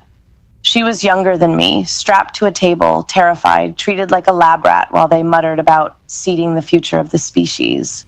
These men think they are gods, playing with life like it was theirs to own. I'm telling you now, Epstein isn't dead. They staged his death because he was too valuable. He held blackmail on some of the most powerful people on Earth. Files, videos, confessions. They couldn't risk him talking, but they also couldn't risk him gone, so they hid him. Stashed him under the protection of the same elite who once paid him to supply them with flesh. And they thought killing me would stop this from coming out. They were wrong, and there is so much more to come. Hidden servers, encrypted drives, witness testimonies. It's all going to hit the light. This video is just the first detonation. The data drops are timed and automatic. They are going to people who can make a difference, and nobody can stop it now. Not even the law enforcement agencies in the US and UK, the same ones that buried the evidence I handed them, can stop this truth from getting out. If you're watching this, you are the resistance. Don't let my death be just another headline.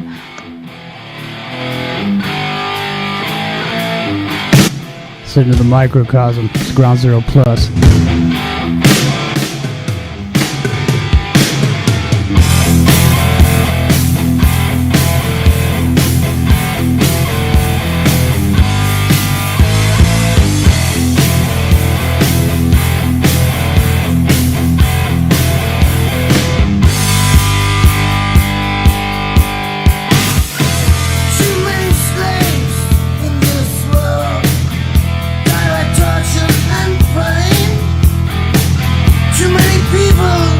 You gotta reverse that Rhea.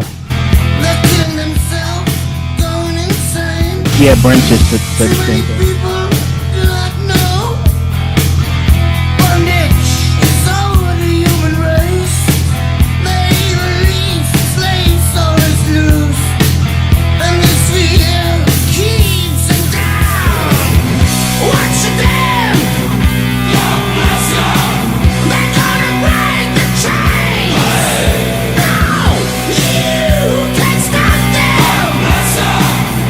Coming to get you and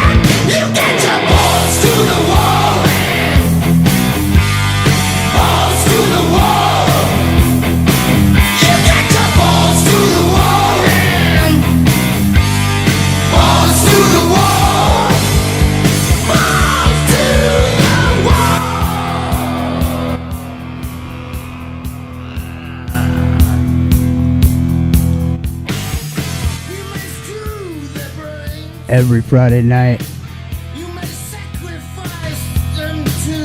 You'll find us here right after Clyde Lewis and the boys.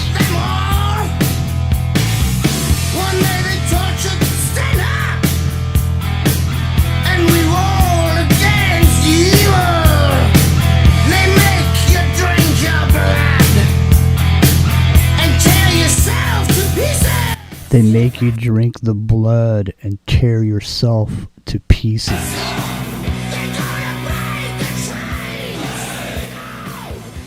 Oh. When they say balls to the walls, they don't mean your testicles. Just so you know, that's a wrecking ball smashing the wall. Rock and Rio, are you gonna reverse the lady? Yeah, I'm recording it now, so All right. got to give it a couple minutes. No worries. Now this is, organic Sharpton, and Rock and Rio's gonna just jump in head first and take a sniff and see if he passes the smell test. The Cack, are you still here? I think he is. I think Epic Journeyman, he went off on a cell phone, now he never came back. Well, he did reconnect, but he's been on mute, so I don't know if he's actually been trying to talk or not. But I'm sure Cack's still around. I thought he went on his... Yeah, I'm still here. I thought he got an emergency phone call. And I see Epic still here, too. I thought he got an emergency phone call and had to respond. Yeah, he may have had to run out. He might still be on the phone. But I'm just talking right now so you can finish up recording that piece. So we can get, I think this piece in reverse will be a little bit more interesting than the Tucker and Cruz, but we can get to that later. We've still got another hour and 15 minutes left. Oh, yeah, definitely. All right, well, listen, it's exactly then. It's all too much. It's all too much. But, so listen. Well, some of the stuff she said, from my vision of the situation with Epstein, she sounds legit. Right? All right. Well, I detected. She sounds at least. Somewhat realistic. I detected a rehearsed script. Yeah, and it's got edits in it too. I can see the edit marks. Yeah. Yeah, we'll take calls. We will, but not right now. Just hang on. We will take calls. But listen, no. She was good. It didn't sound like she was reading it. Okay, so she had done... No, but it does sound like it was edited, like there are some shortcuts. I didn't even mean edited. I just meant in her presentation. There were parts in her delivery that let me know that it was not coming off the top of her head. So she specifically wanted to say specific shit. And there's... embellishment to the linguistics. So there's a dramatic element that has been added for effect when just the straight information would have been enough, is what I'm saying. So she also made references to Austin, Texas too, in the way, and she also made reference to Mar-a-Lago. Right. But I'm saying she made references to Alex Jones. In other words, she said, I sent this to some people and this and that. She used specific InfoWars lingo in what she was saying. In other words, alerting that was the case, but without mentioning any names specifically. See, I didn't pick up on that, but I don't really pay a whole lot of attention to InfoWars. All right, well, me neither. But how many minutes is that recording? Well, I got another 10 seconds for the recording. It's 3 minutes and 45 seconds. All right, so 10 seconds. So 3 minutes, 45 seconds. Okay, listen, so at the top of the hour, what we'll do is we'll come back and we'll replay the video, and you can see what you guys, if you can hear what I detected on the listen through there. And see if you could hear, it doesn't sound, in other words, look at, if I'm telling you about something that happened to me, about car accident or something, or some shit, I'm telling you that story, like it happened to me, I don't need to read nothing. I can just say, hey man, hey listen, this is my dead man switch, I worked here, I did it like this, and and these people da da da. You know what I mean? Right. But there was a lot of story there, and that's what puts me on edge about the validity or the truthfulness of it. So I'm really excited to hear what she's saying in reverse. It definitely will be interesting. Because sure. maybe maybe I'm wrong. I'm just maybe I'm a little bit too sensitive. When I'm doing my. Oh, I don't think so. I'm sure there's got to be something in here. Yeah, there's something in there, all right.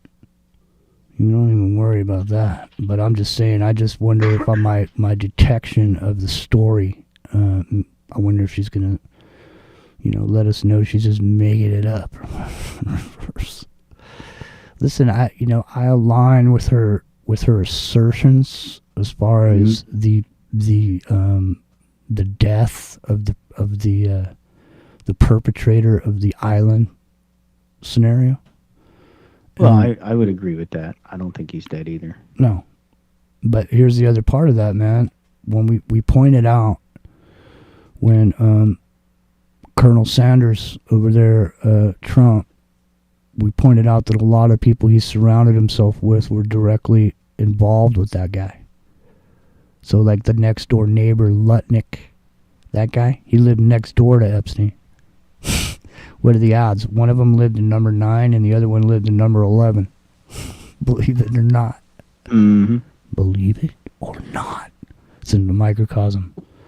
We're getting down deep. We're getting small, man. And, I think we're at this point we've gotten microscopic, Rock and Rio. Now, Are you going to go full organic? Well, let me listen to it through first. All right, that's what I'm thinking. That's what I'm thinking. I'm thinking you need to hear it before you're going to jump in here. All right, listen, Cac. Yeah. What did you detect on this here person? Are you feeling now? Are you thinking it's fake, or what are you thinking? Okay, so and I read the comments too, and a lot of people said that it was AI generated, but those are just your troll bots, right? Okay, so I'm giving her a little benefit of the doubt. I think if you ran like a voice print on it, it may be a little inorganic. So again, just like what I messaged to you on Teams upon hearing it the first time, I don't know if it's a organic voice, but I think everything that was said was true. Yeah, that's the thing. I'm not saying that it's not true. That's not what I'm saying. I just don't know who this person is. I've never heard of this person before. I mean, I've heard her voice before, and the inflections. It did sound like she was maybe being coached or something like that, and there was no stuttering, there was no gaps. It was all pretty like perfectly read. You know what I mean? So the inflection wasn't high or low. It was just kind of monotone. So.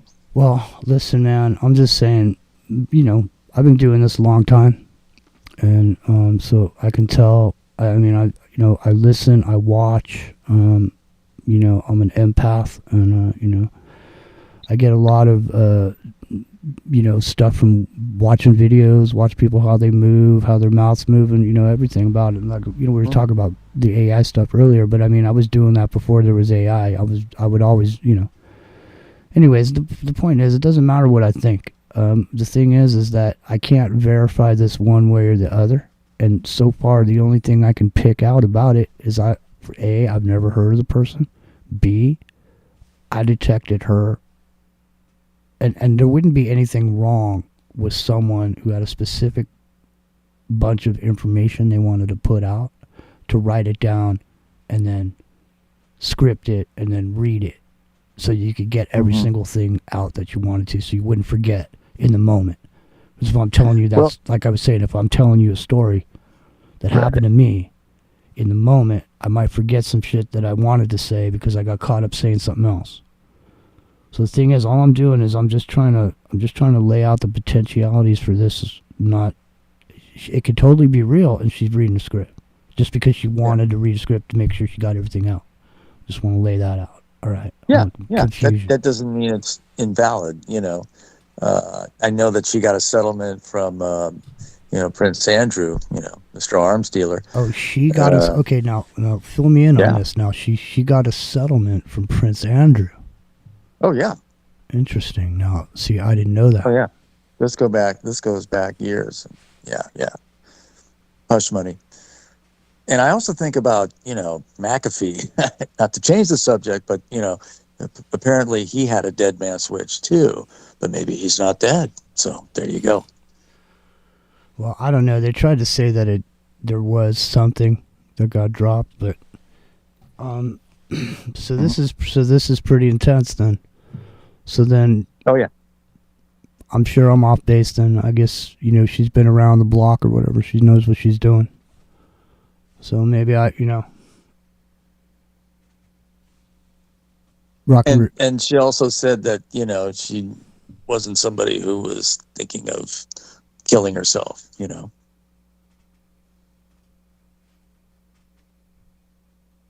Or doing anything to jeopardize her health. And apparently she was in a car crash, right? Was that her cause of death? Some kind of accident. So I'm not real sure.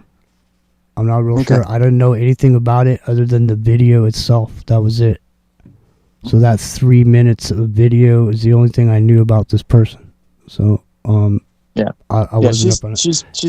She's been part of the victims, in the ongoing investigation over the years of Epstein and Ghislaine Maxwell. So excellent. Well, great. Yeah. That's excellent. So then there's a video of what she has to say in her dead man switch. Amber was saying the same thing that you were about this guy and her.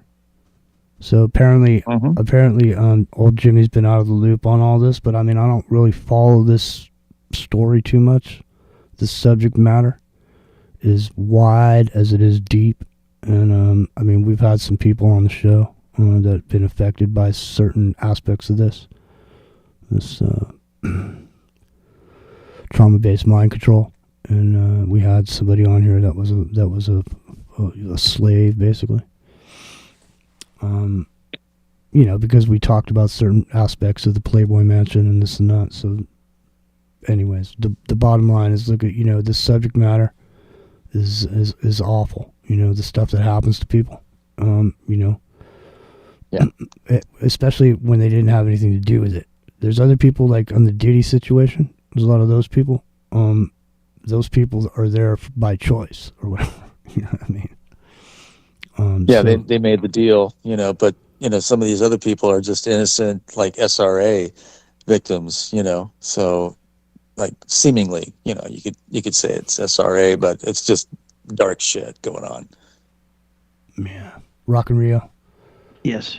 Do you have you been able to sift through working on it? Yeah. It's there's some stuff in here. Well, we're coming up here on the top of the hour. Yes, we got a minute, and then I will reconnect. All right, that sounds good. All right, well, hey, it's Into the Microcosm, and we're here every Friday night, immediately following Ground Zero and the Boys, and we're on Revolution Radio starting at 9 Pacific. So come on down. Check us out on YouTube. We're on the Independent Broadcast Network. You can find that on TalkStream Live. I haven't visited TalkStream Live yet, but maybe here, let me just bust over there real quick and see how we're faring in the top 600 or whatever it is. Although we're number 6. We're number 6 on TalkStream Live. Good to see you, TalkStream Live. We appreciate you all. Appreciate Ground Zero Plus. Appreciate the opportunity to bring some of this information to the table. And see, I'm too skeptical, I guess. You know what I mean? I mean, there's too many people. Like I say, anybody can make accusations, but if no one answers to it, they're never going to say anything. If it's wrong, you can't say anything, can you? The minute you come and answer somebody making an accusation, even if you say it's wrong, aren't you automatically now associated with it in some way? You know? Yeah, true. I mean, that's why nobody says anything. But you know what's even funnier? Is this connection between Tom Hanks, George Clooney, and Barack Obama. Because all the accusations that were made against Mr. Hanks and his alleged activities. Yep. And then, certain photographs, Yeah.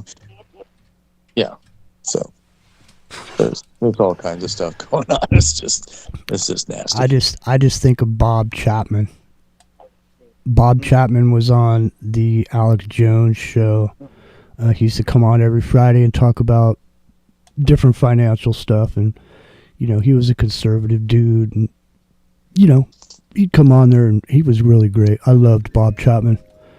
And then one day he came on there. He told a story about this party down in Orange County. And it was a party people were invited to. It was all catered out. Everybody's sitting there. The chairs were all there. They were going to watch a movie. Okay? And the movie was... Now, this is allegedly what Bob Chapman said. He's dead now, so there's no way to go back and, I'm not rumor mongering either. I'm telling you, he said it. He said there was a movie, and it was Ronald Reagan. And he was in bed with a prostitute. And the prostitute had a phallus and was having intercourse with Ronald Reagan's anus.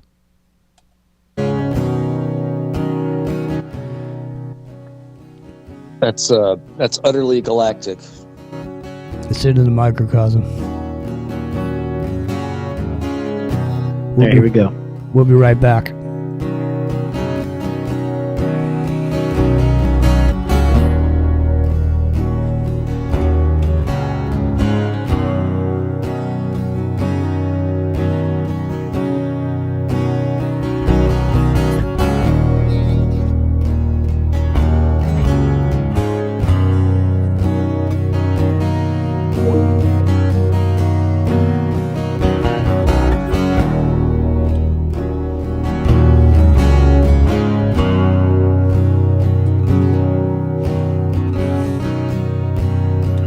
One for the Gipper.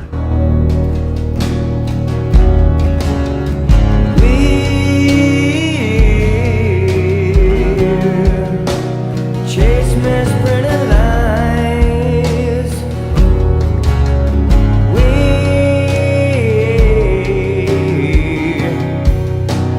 face the path of time, and yet I fight, and yet I fight this battle all alone. No one to cry to, no place to call home.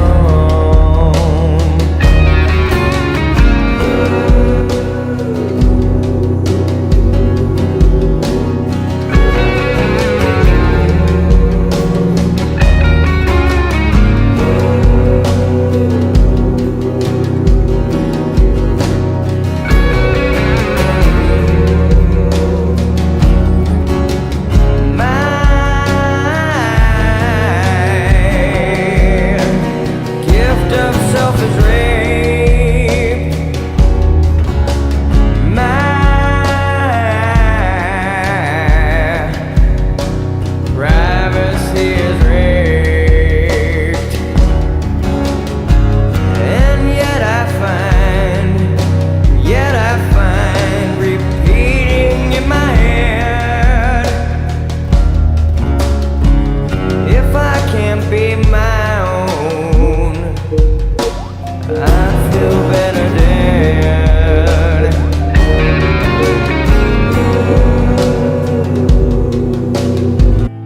Damn. We moved up to number 4. Mine's Jimmy. It's into the microcosm. Here comes our number 3.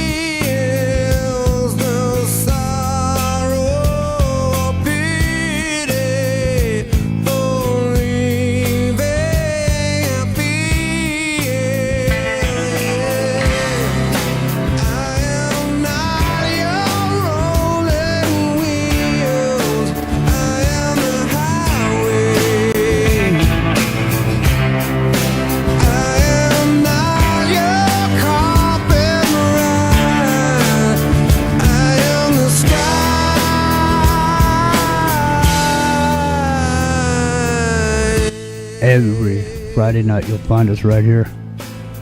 How you looking, Rock and Rio? Well, I got a little bit, but it appears that the recording somehow got doubled in the middle. All right. And so I'm re-recording it now. Okay, go ahead. If you give me a couple minutes, I can go through the part I've already got. All and right. there is some stuff in here about babies and he's hiding and still alive. And All right.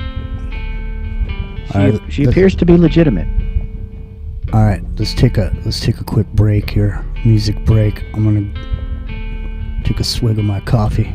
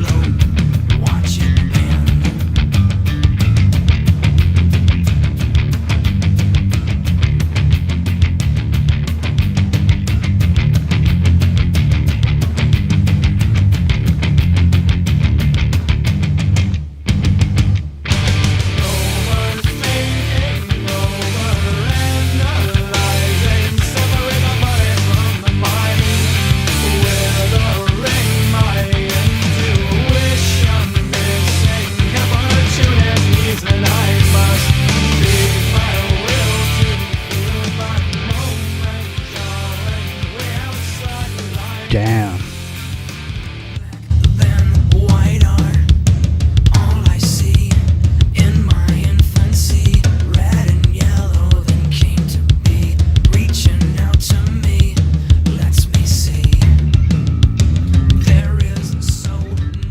Now I'll tell you what, I used to drive to projects all over the United States, and I used to do a lot of driving because I couldn't fly because I had a chow.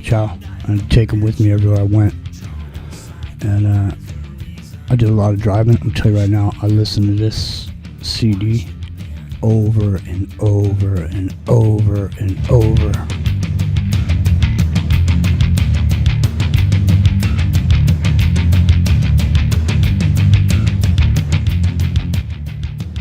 That CD is a masterpiece, for sure. All right, Rock and Rio. I've taken up time. I've taken up the people's time with my noodlings.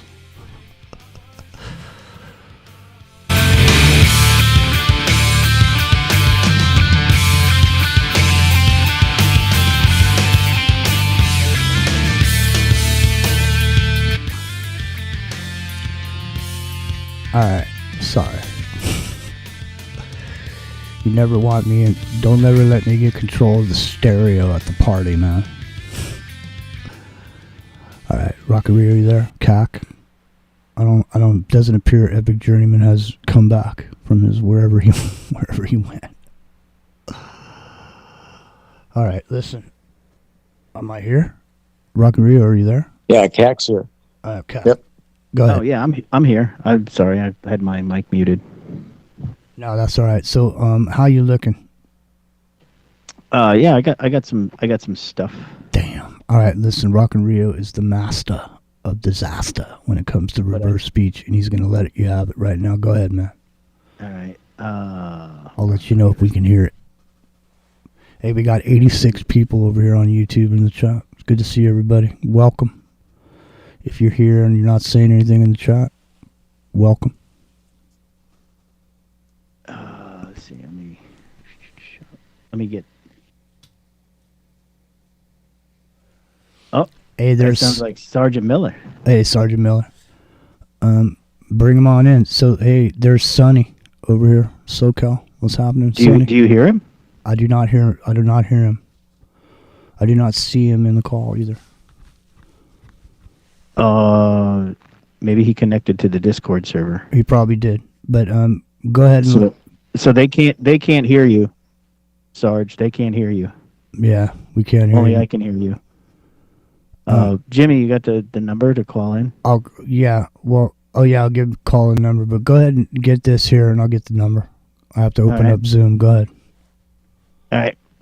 Hang on, Sarge. We'll get you the number. You can call back on the number. All right, so Rock and Rio is taking a look at this now. What is this woman's name again? Now, people know about this. Old Jimmy's out of the loop on this. So Virginia Giuffre. Giuffre, yes. Right. So now, CAC, give us the background on this woman now. Because I didn't realize that she'd been out whistleblowing and making accusations already, and that she'd been paid to be quiet by the prince. Go ahead. She settled. Yeah, she had a settlement. Yeah. And she was like one of those victim/witnesses that were reported, by Whitney Webb and other journalists and stuff like that over the years during the Epstein trials. And if they weren't getting convictions on some of these perpetrators, they were getting out-of-court settlements. So apparently Virginia was working down at Mar-a-Lago and was being groomed, by Ghislaine, and promised this and that, and, was brought in at a young age. And that's where she met Prince Andrew, and I'm sure plenty of people there, These filthy bastards. All right, listen. Yep. 831-337-8711 is the number. 337-8711, 831 is the area code. And I'm pretty sure we can only take one call at a time. So if you call in and somebody's on the line, it'll just keep ringing and ringing. So I'll have to hang up on you. So I still haven't dialed this in yet. There's a way to mute these rings, but I just haven't figured it out yet today. Because I got other stuff going on besides figuring that out. But anyways, Rock and Rio, you there? Yes, I'm here. All right, so now I gave out the number 831-337-8711 is the number if Sergeant Miller wants to call in. I'm calling on the number. So now, are you ready to get into it? Yeah, I can start getting into it here. So the first one I found is probably the worst part. She says baby rape. Oh man, I just don't want this. Yeah, I hate this. It's stuff here. Yeah. I hate this shit, man. To be honest, I mean, yeah, slow it down. Buried the evidence I handed. Buried the evidence.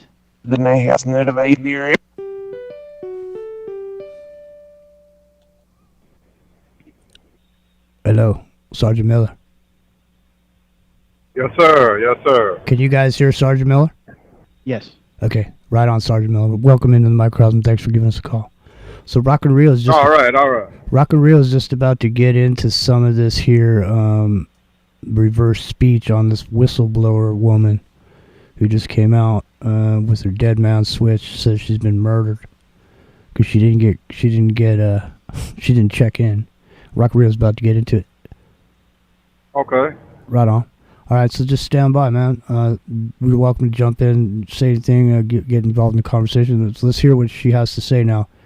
Rockario, Rockario, come back to it again now. Back it up a little bit, and let's hear that again. If you could slow it down just a little bit. Yep. So here's the forward. Buried the evidence I handed. Right. So he buried the evidence I handed them as the forward. And then the reverse is. So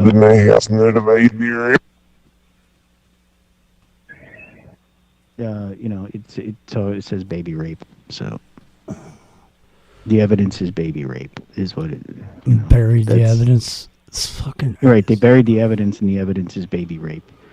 So that's the first part, and then this line here, she says she mentions servers, and then it says the servers are in the city.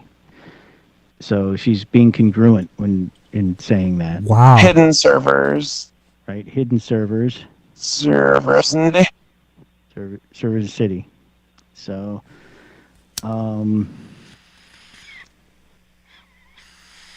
this part is like 3 phrases.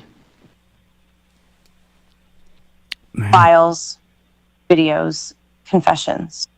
Right, and she says the chefs, so I eat it slop.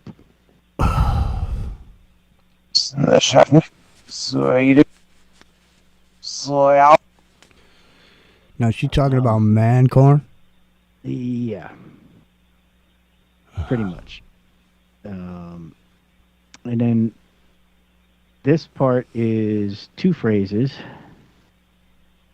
Here's the forward. Hold on. Here we go. They staged his death because he was too valuable. The reverse here will say, hold me out, so we suck it. Hold me out, so we suck it. And then it says, hides his shade here. Hides his shade here. So, they staged his death. They staged his death. Hides his shades here. Hides his shades here. So, she's congruent there, saying that he's hiding. Yeah. And then the next one is.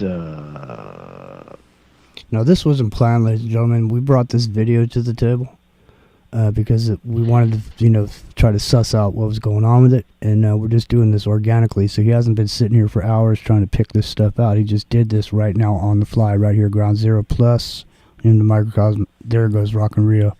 Rock and Rio, continue. All right, so here's one more. Epstein isn't dead.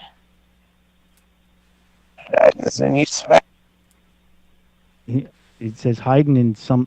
It almost sounds like he's hiding as in plain hiding sight. this, and I swear, or something to that effect. But the hiding this part, right? Epstein isn't dead, and it says hiding this in the very beginning of that. Epstein isn't dead. Slow it down one more.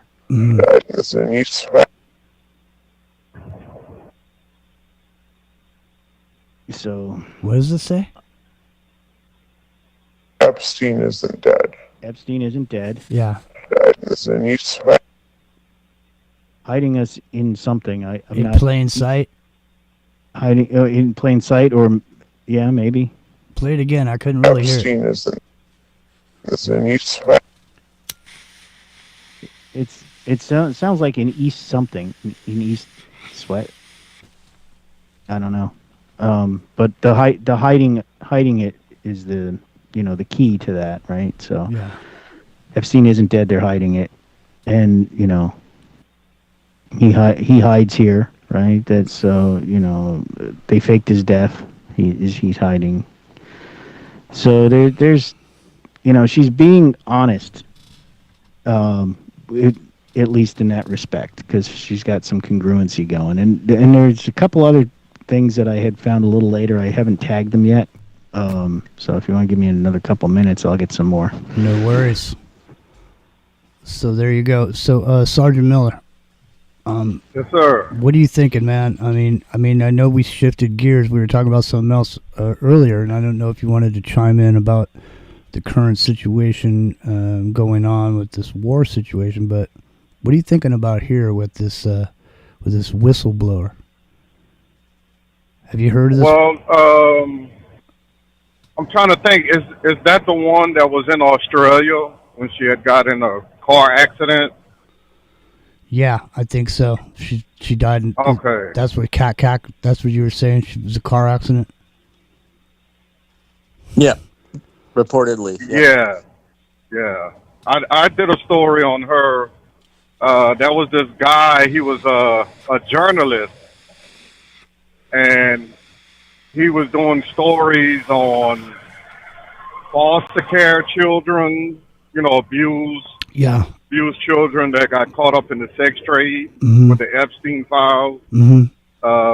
Whitney Webb did a good interview with him, and he was just telling her story of when she moved to Australia, how she had got married and had a couple children with her husband, and then the husband started abusing her.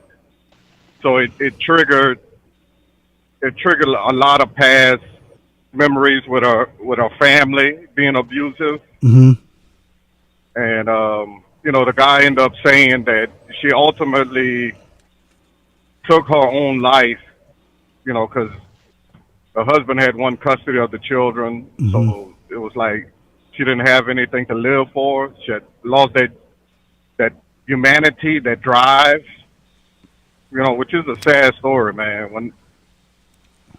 Sad story. It's but hard. That is a reality, It's hard to recover from something like that, especially if it happens to you in your formative years. From 0 to 7 years old. And when someone has been through that much trauma and has that much baggage on them, the propaganda machine will feed on that and use that in a negative way to discredit your testimony, against these high-profile elites. It's so sick, man. It's crazy, man. It's absolutely crazy. CAC, are you there? No, I mean, I'm here. Here we go with the congruencies, forward and backward. A lot of what she's saying forward, she's also saying in reverse. And according to Mr. Oates, that indicates truthfulness. So rock. Wow. Yeah. I'm getting that too. Yep. Rock and Rio. Yes. Are you there? I am here. Excellent. So now people are saying she was suicidal. Well, the thing and what I'm thinking too is if I had a dead man switch and I wasn't killed nefariously, like it just happened, like I just died, it would just come out, right? My dead man, but I didn't show up for 2 consecutive times. My dead man switch goes off and everybody gets implicated. Anyway, yeah. Well, you would have to think that either she was killed or was suicidal, or, maybe just, stuck somewhere just to be silenced and the dead man switch went off. Or maybe just intentionally didn't bother to call and check in, just went into hiding herself. That's a good possibility. But Michelle Obama just recently made a statement and said she's glad she didn't have any sons because they would have turned out to be exactly like Obama, which I thought was kind of a weird thing to say. It's a little weird, man. Big Mike didn't want to have any, didn't want to adopt any boys, huh? Apparently not. All right, listen. So I do have 2 more little clips here. Go ahead. All right, so this is right at the beginning of the video. Hey Rio, is this your granddaddy's late night? This is not your granddaddy's late night. I didn't think so. It's Ground Zero Plus is in the microcosm. Go ahead. All right, so here's the forward.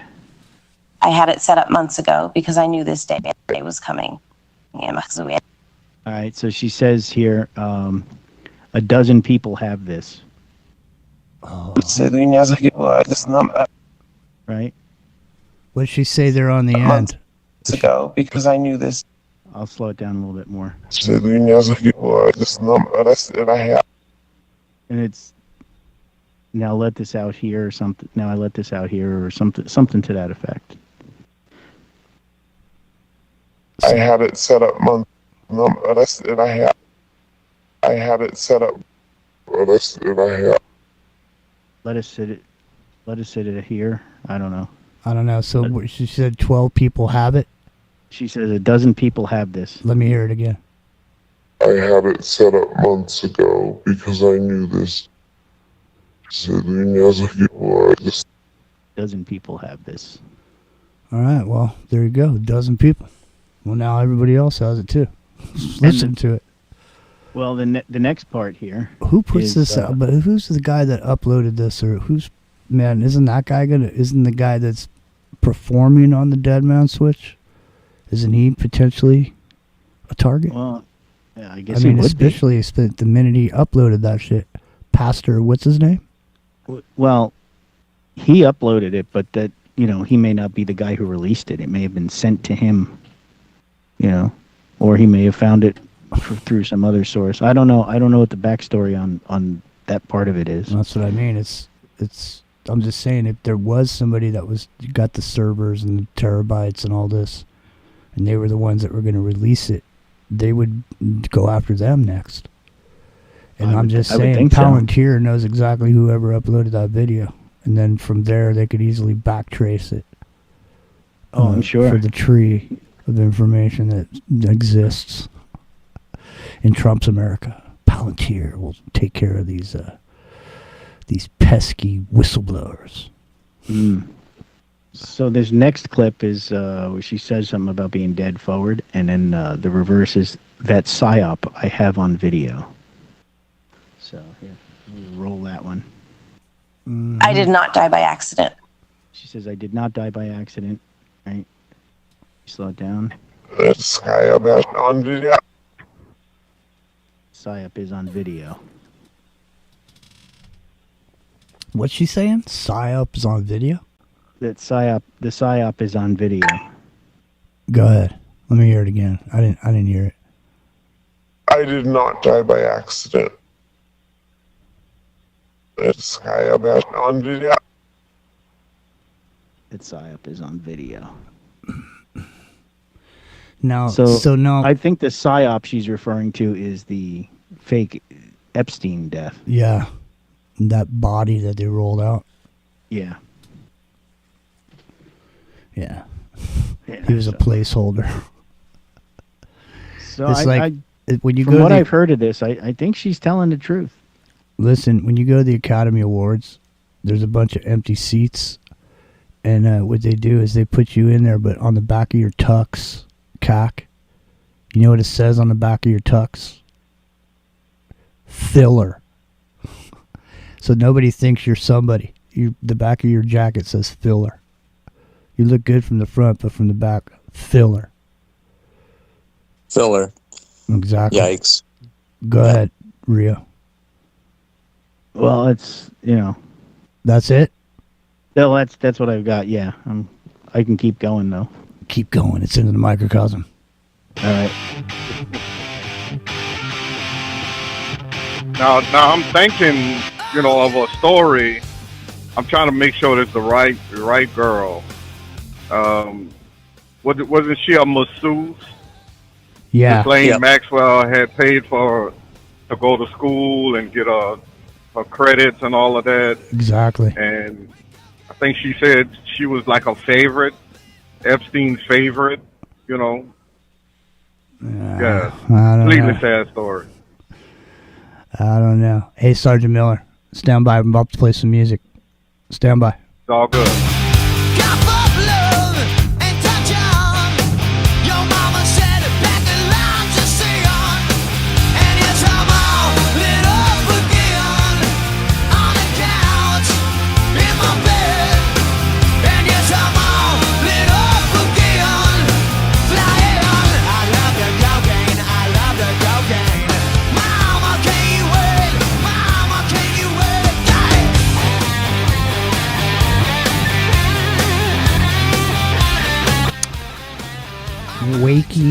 wakey. I know it's the middle of the night. I came in blasting buck cherry in the middle of the night. Buck cherry. Do you know what a buck cherry is? Google it.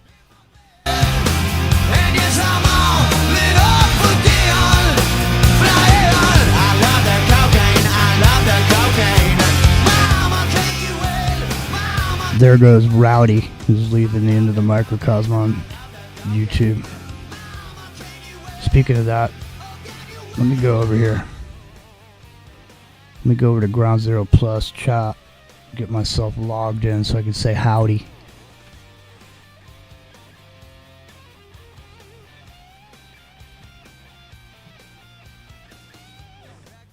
We dropped down to number 7 on TalkStream Live. We got number 6, number 4, and number 7. Man, 'cause he wants one. You know you got to. Can you feel it? Can you feel it tonight? Are you alone? Tell me, are you fucking high? In the moment you are just so right. You right, love. Are you right, love? And you come on, lit up again on the couch. Leave my bed. And you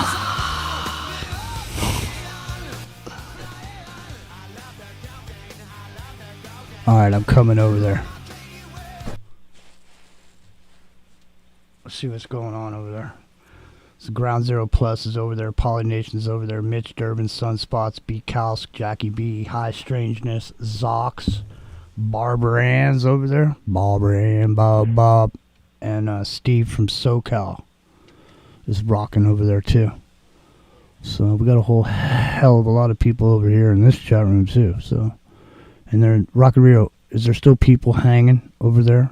Hanging tough over in Revolution Radio chat?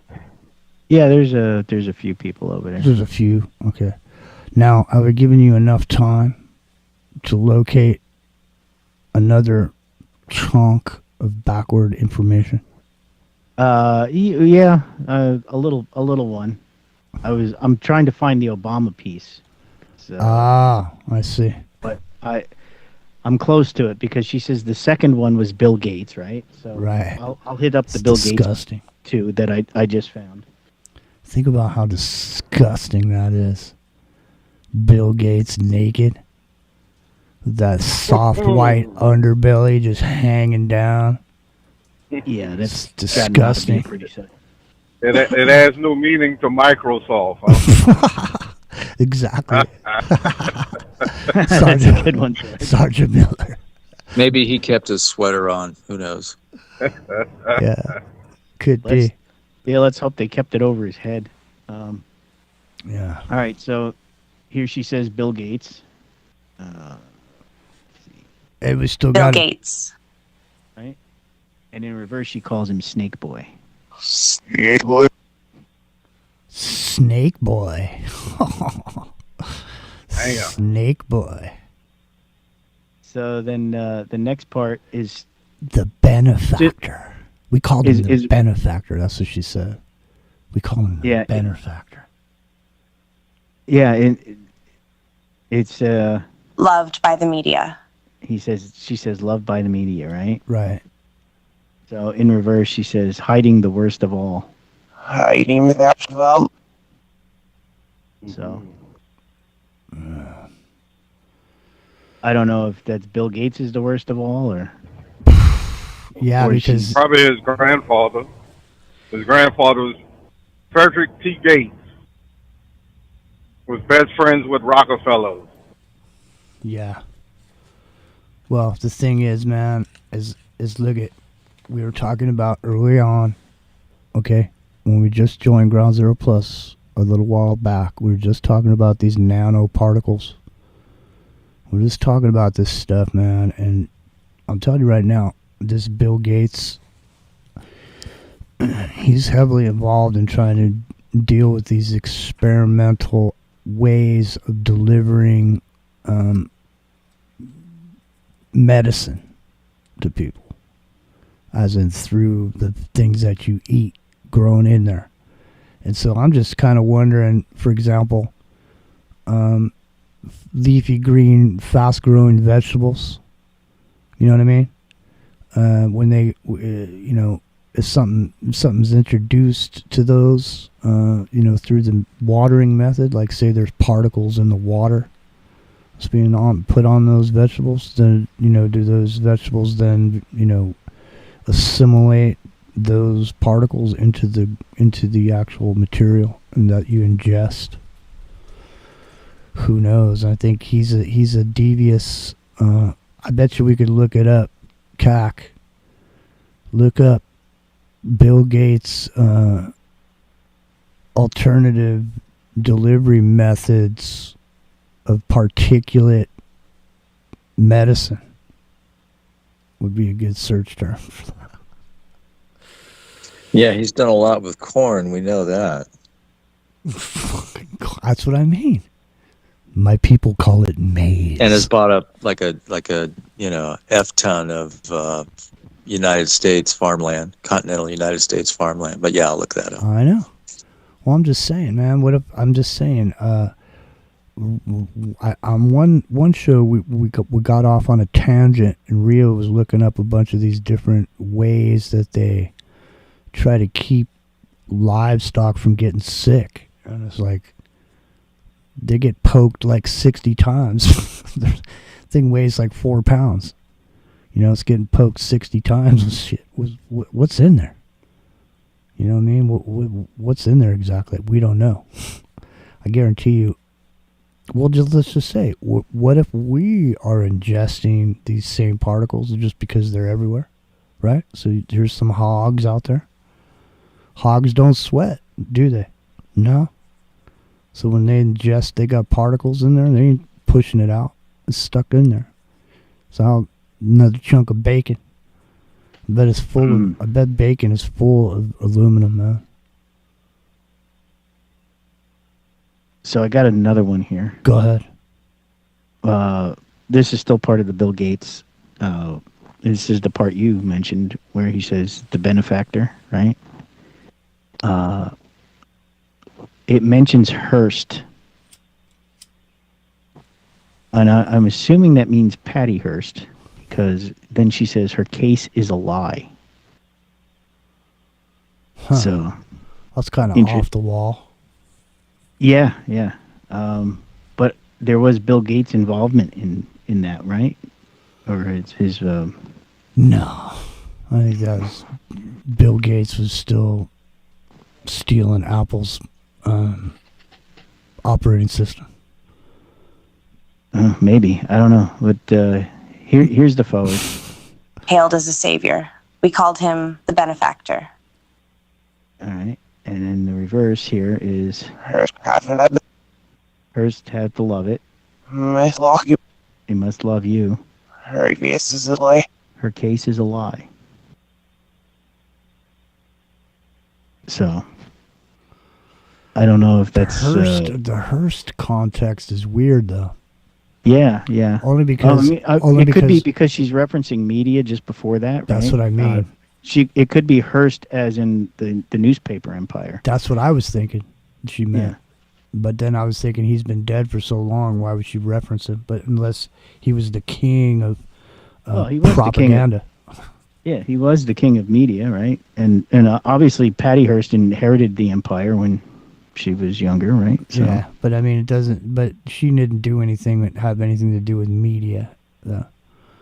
So I'm thinking if she's referencing it, she must mean because he was, had all the newspapers everywhere.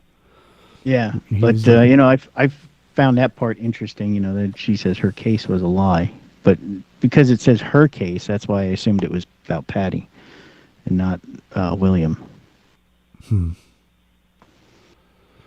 Well, you never know. Yes. Well, anything else? Not yet. I'm going to try to find that Obama. All right, CAC, were you successful? I don't know. CAC has disappeared off the horizon. Well, he owns over 270,000 acres I'm trying to look up, and you know, he reports that it's so he can provide jobs and in a more climate conscious way produce agriculture. But as far as delivery systems for nanoparticulates, still diving on that one. No worries, man. No worries. All right, listen, Sergeant Miller. Yes, sir. Do I have your contact in let me go over here in Teams and see if I have your contact in here, because if I do, I'll give it to Rio and then he can connect you in here, and then we can open up the phone. Yeah, I think we're all connected. Let me go over there real quick and make sure. Hold on a second. Rio, do you have Sergeant Miller in Teams still? No? Hello? Are you there? Okay, there you go. I heard Yeah, you. but we're both connected on Teams. Yeah. All right. Because it transferred from Skype. Yeah. Yeah. So just come on Teams, because that's what we're all on Teams. So if you come on Teams, Rio can connect you over there. All right. I'll message Rio. Okay, and then we can take another call or two here before that's a good copy. Good copy. Right on. We'll make sure we get you connected back up, and if not, just call right back. We don't get you connected. All right, ladies and gentlemen, 831-337-8711 is the number to call if you want to get in on the conversation while CAC has stepped away to look to see exactly these nanoparticulate delivery systems that exist. And this Bill Gates, Microsoft, with his soft white underbelly hanging down.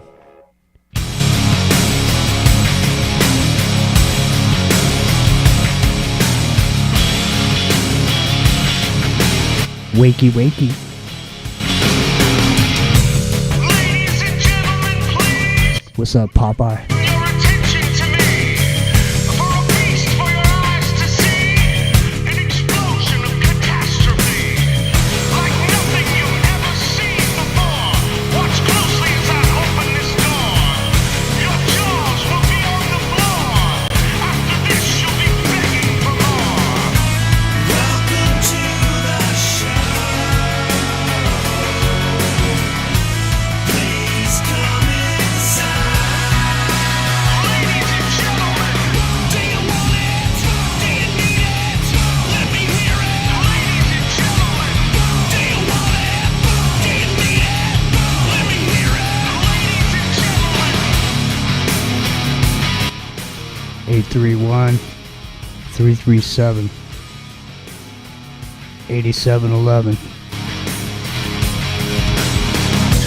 Ladies and gentlemen, good evening. You've seen that seeing is believing. Your ears and your eyes will be bleeding. Please check to see if you're still breathing. Hold tight, cause the show is not over. If you will, please move in closer. You're about to be bowled over by the wonders you're about to behold here. Welcome to the show. Have you been bowled over?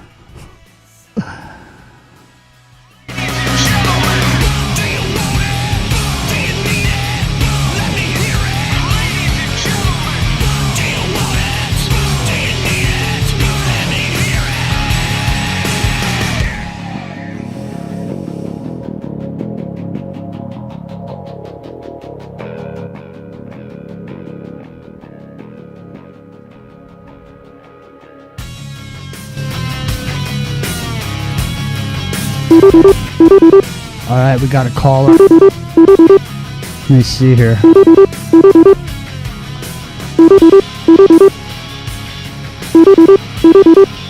All right, listen. If you're calling right now and it's ringing, just stand by. All right, we got another caller. Hey, caller. How's it going? I don't want to say your name. Well, you'll know the voice if you can hear me. What's happening? Hijacker. Yeah, so I got a couple. Well, this will be real quick, but I got some pretty good intel. But on the Bob Chapman, Ronald Reagan story, I heard that too, Did Jimmy. Yeah. And this was the story. He was invited to like a dinner party. It was like no more than 8 or 9 men. Some of them were like business people from Orange County, but some of them were also Hollywood producers or big shots. Right. And he knew one, and they actually invited him. And they watched on an old 8mm type reel. You know those? Yeah. The first camera, yeah.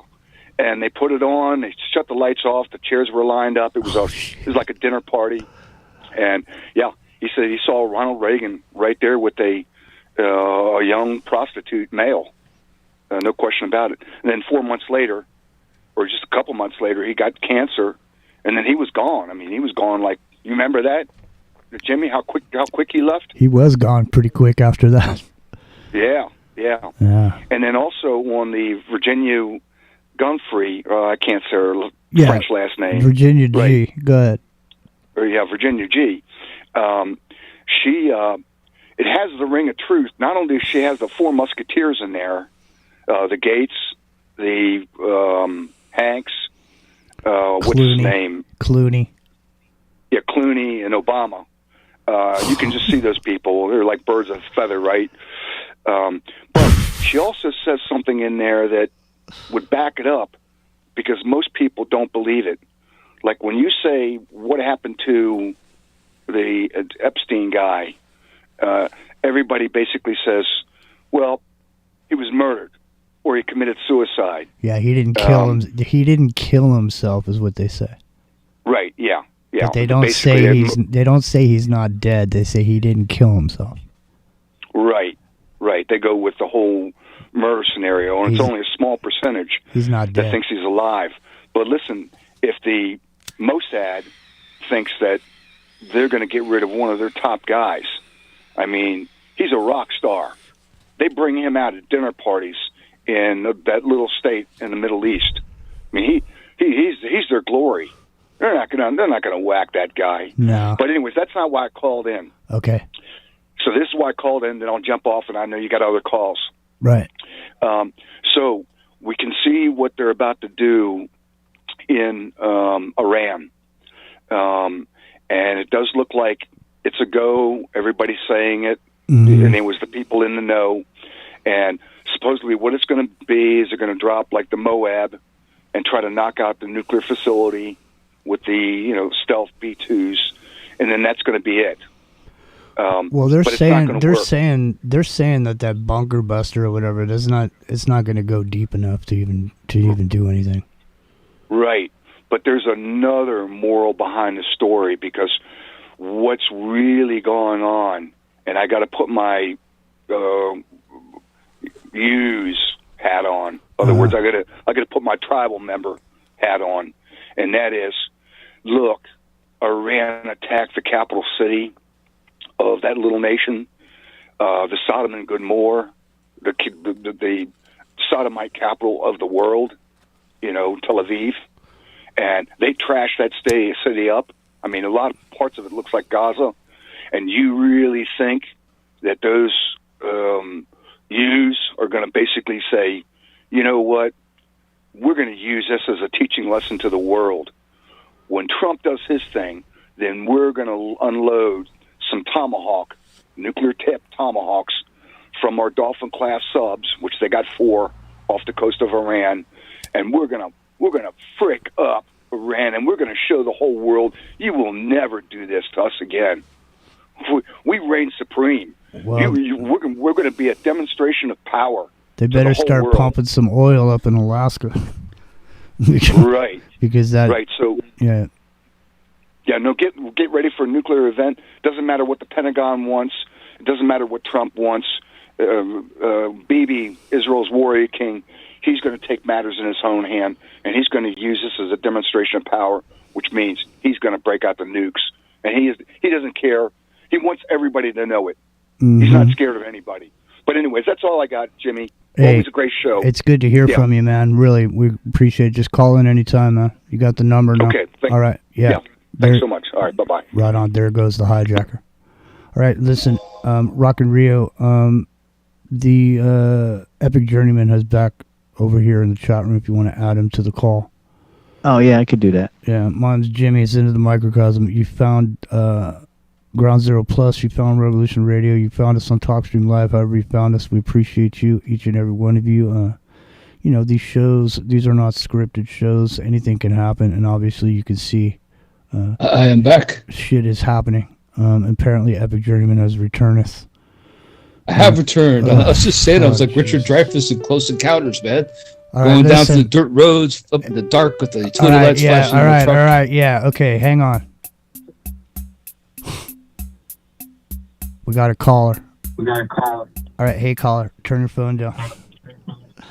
I'm not going to say your name because I don't, but where are you calling from? Caller, can you hear us? Hello. Hi.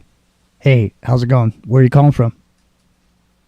This is Trish from Ohio. Oh, hey, Trish. That was a great call. Hey, Trish. That was a great call from Hijacker. Yeah, that was good. It was good. Hey, did you? I heard totally you agree with him. I heard you calling in Clyde Lewis the other night. Did you call in there? I'm sorry, Jimmy. I didn't hear what you just said. I said the other night I was listening to Clyde Lewis and he got a call and I was pretty sure it was you calling in. Was it you calling in? Yeah, that was me. I don't think Clyde liked the topic that I was talking about, but that's okay. That's okay. Anyway, I just have a request for Rio. I know you guys are tied up with this this chick tonight. Yeah, tomorrow night. Cool. Yeah, but could he please do Trump getting asked about Tulsi Gabbard? Oh, and when he goes, she's wrong. Yeah. I want that reverse, dude. I want to hear what he's got. I want to hear what he's really saying in that. Yeah. Is that like within the last couple days that he did that? Yeah, dude, it was today. I think it was today. I'll get it for you real quick. I'll get it for you, Epic. I mean, I'll get it for you, real. Hang on. All right, I'll do that for you, Trish. Thank you. Appreciate it so much. And that's all I got. I'll let you guys go so you can get on to other callers. Great show tonight, guys. Hey, love thanks. you. Bye. Thanks a lot. Take care. There goes Trish. All right. Hey, you guys jump in here so I can get Rio this video. 831-337-8711 is the number to call.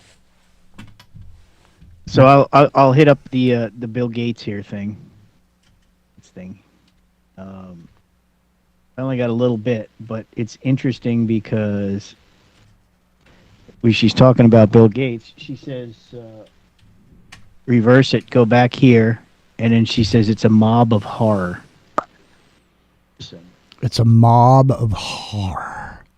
Which was funny because as Hijacker was talking is when I found that, and he was talking about the timing was perfect when he was talking about the association with Bill Gates and the Hanks and those guys. The horror. Yes. Here we go. Barack Obama. Publicly, he's revered. Right, reverse it here, go back. I'll slow this part down. This is a mob of horror. Mob of horror. A mob of horror. Is that the group? Is that the gang of four? Yes, Clooney, exactly. Gates, Obama, and what's his nuts? Mm-hmm. And then there's actually a little bit more here. I didn't note it, but she says she mentions the offer, and it's part of the law. Just like they all do. All right. Here, I'll play that. I have to go through it a little slow here. There is no. Right, here's the offer. Serve him. Oh, I wish me in law. It's in the law. I'll name two. Wish me in law. It's the law. Here's the offer. Serve him. It's the law. Right? The seraphim, man. We can get a whole thing on that. I mean, it's a class of angels. We should do a show on that someday. Well, we're doing a show tomorrow night, and there's no way Rio's going to be able to reverse this Tulsi Gabbard thing tonight because we've got 8 minutes left. Yeah. So you're going to have to tomorrow. You're going to have to tune in, turn on, and find out tomorrow night on the Chilluminati. Unfortunately, I want because my big thing with Tulsi is she's the eyeball scan thing, right? And some of the other stuff she said. Yeah. Well, wait till I'm wondering if Trump says something about the eyeballs. Well, I'll tell you what, man. Wait till you guys hear what I'm going to tell you tomorrow night about facial recognition stuff. You should see what they're doing with them. There's facial recognition cameras on price tags in stores. Oh yeah, Walmart's got them all over the place, man. They're not on the actual clothes, but they're in the racks. They're in the. It's all. I just saw something on that the other day too. And we're in Epic Journeyman. We're also talking about these new Amazon homes where they're controlled by Alexa. While you were gone. Don't do that. don't do that. All right, so CAC, come on back. And Amber was saying there's Gates was working on a cancer thing with some particles or something in the fruits and vegetables. Oh yeah. So CAC now, what's going on? What did you find over there? So he's got other agricultural related companies that are doing all kinds of geoengineering and microorganisms that can. And they're also working with Bayer, all kinds of chemical outfits that are, I'm sure, using nano-sized elements to increase profits and all that stuff, but also introduce just a total mutation of foods as we know it. And a lot of what's happening there is it's not exactly showing a bottom line increase in profit or a net increase in jobs. They promise like more work for women farmers, more work for small farmers, something like they make these false claims that haven't been proven out, but it's just basically turning it all into frankenfood, programmable soils and fertilizers. Foods. Programmable food, yeah. Well, he's been a big on he's even talked about it. He's buying up all the farmland, right? We all know that. He's big into the vax. He wants to put that in the food so that you take it while you're eating, Right. It's not just the farms, it's also the ranches and the livestock that are Mm-hmm. Let me ask you guys a question, just real quick. If you're just like a caveman and you're just sitting there living there, you don't even have language at this point. You're just you and the other cave woman and your little cave ankle biter. Barbara Bach, go star. Yeah, I'm just saying. At what point was that guy sitting there scratching his head, seeing a rabbit run by, thinking, you know what? If I beat the shit out of that rabbit, I could eat it. I mean, what? I can't imagine the species all of a sudden just deciding to be meat eaters for some reason. I mean, what would make you? I mean, think about the giant dinosaurs. Like, what would cause you to stab it with a pointy stick and try to bring it down so you could eat its meat? It doesn't make sense. You'd be running from those fucking things. You would be trying to stab it with a stick. Well, I guess if you're hungry enough, you'll eat anything, right? When you could just walk over and pick a plant off the tree or whatever, pick a berry, eat a nut. Witness pickled beets. I'm just saying, man. It doesn't make sense. Well, probably had a cave fire going and something wandered into that's it. That's the other part. He didn't have. That smells pretty good. He didn't. That's the thing is he didn't have fire, but at one point he did because of lightning strike and it caught fire, and that was the point where he had already beaten the rabbit to death and he ate it, but now he decided he was gonna throw it on the fire to give it some flavor, some smoky flavor. All right, listen. Maybe it was the lightning strike that cooked the animal. There you go. Yeah. And then he accidentally figured it out. You're right. It smelled good, right? It's You know what? Everybody loves the smell of a hamburger on the grill. I think you're onto something. From the sacrifice of Cain, right? It's probably how it happened.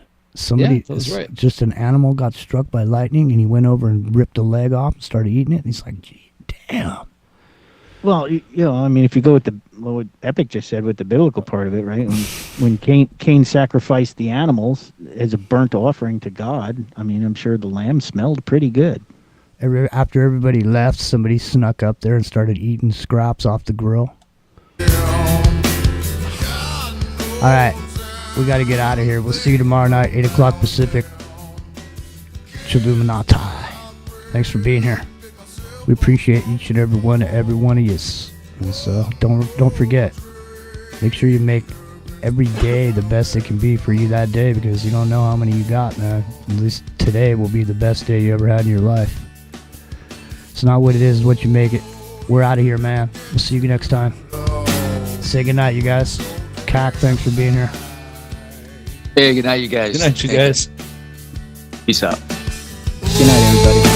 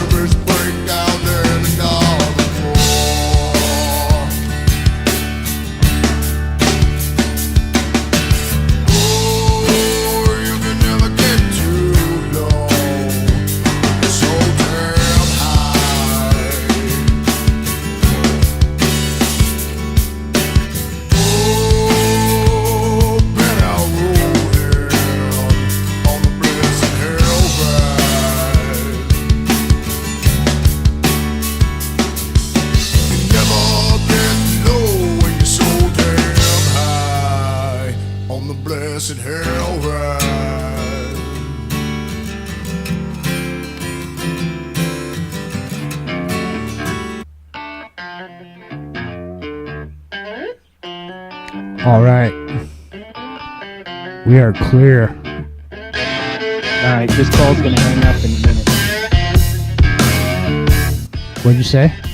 This call will hang up in 1 minute. All right, well, we're clear. I'm still on YouTube. Call me back. Want to be your slave. I don't want to work all day. I don't want you to be true. I just want to make love to you. I don't want to make no clothes. I don't want to roll your hose. I don't want you money too. I just want to make love to you. But I can tell by the way that you walk that walk. I can know by the way you baby talk. I can see by the way you love your man. I love you baby till to crying shame.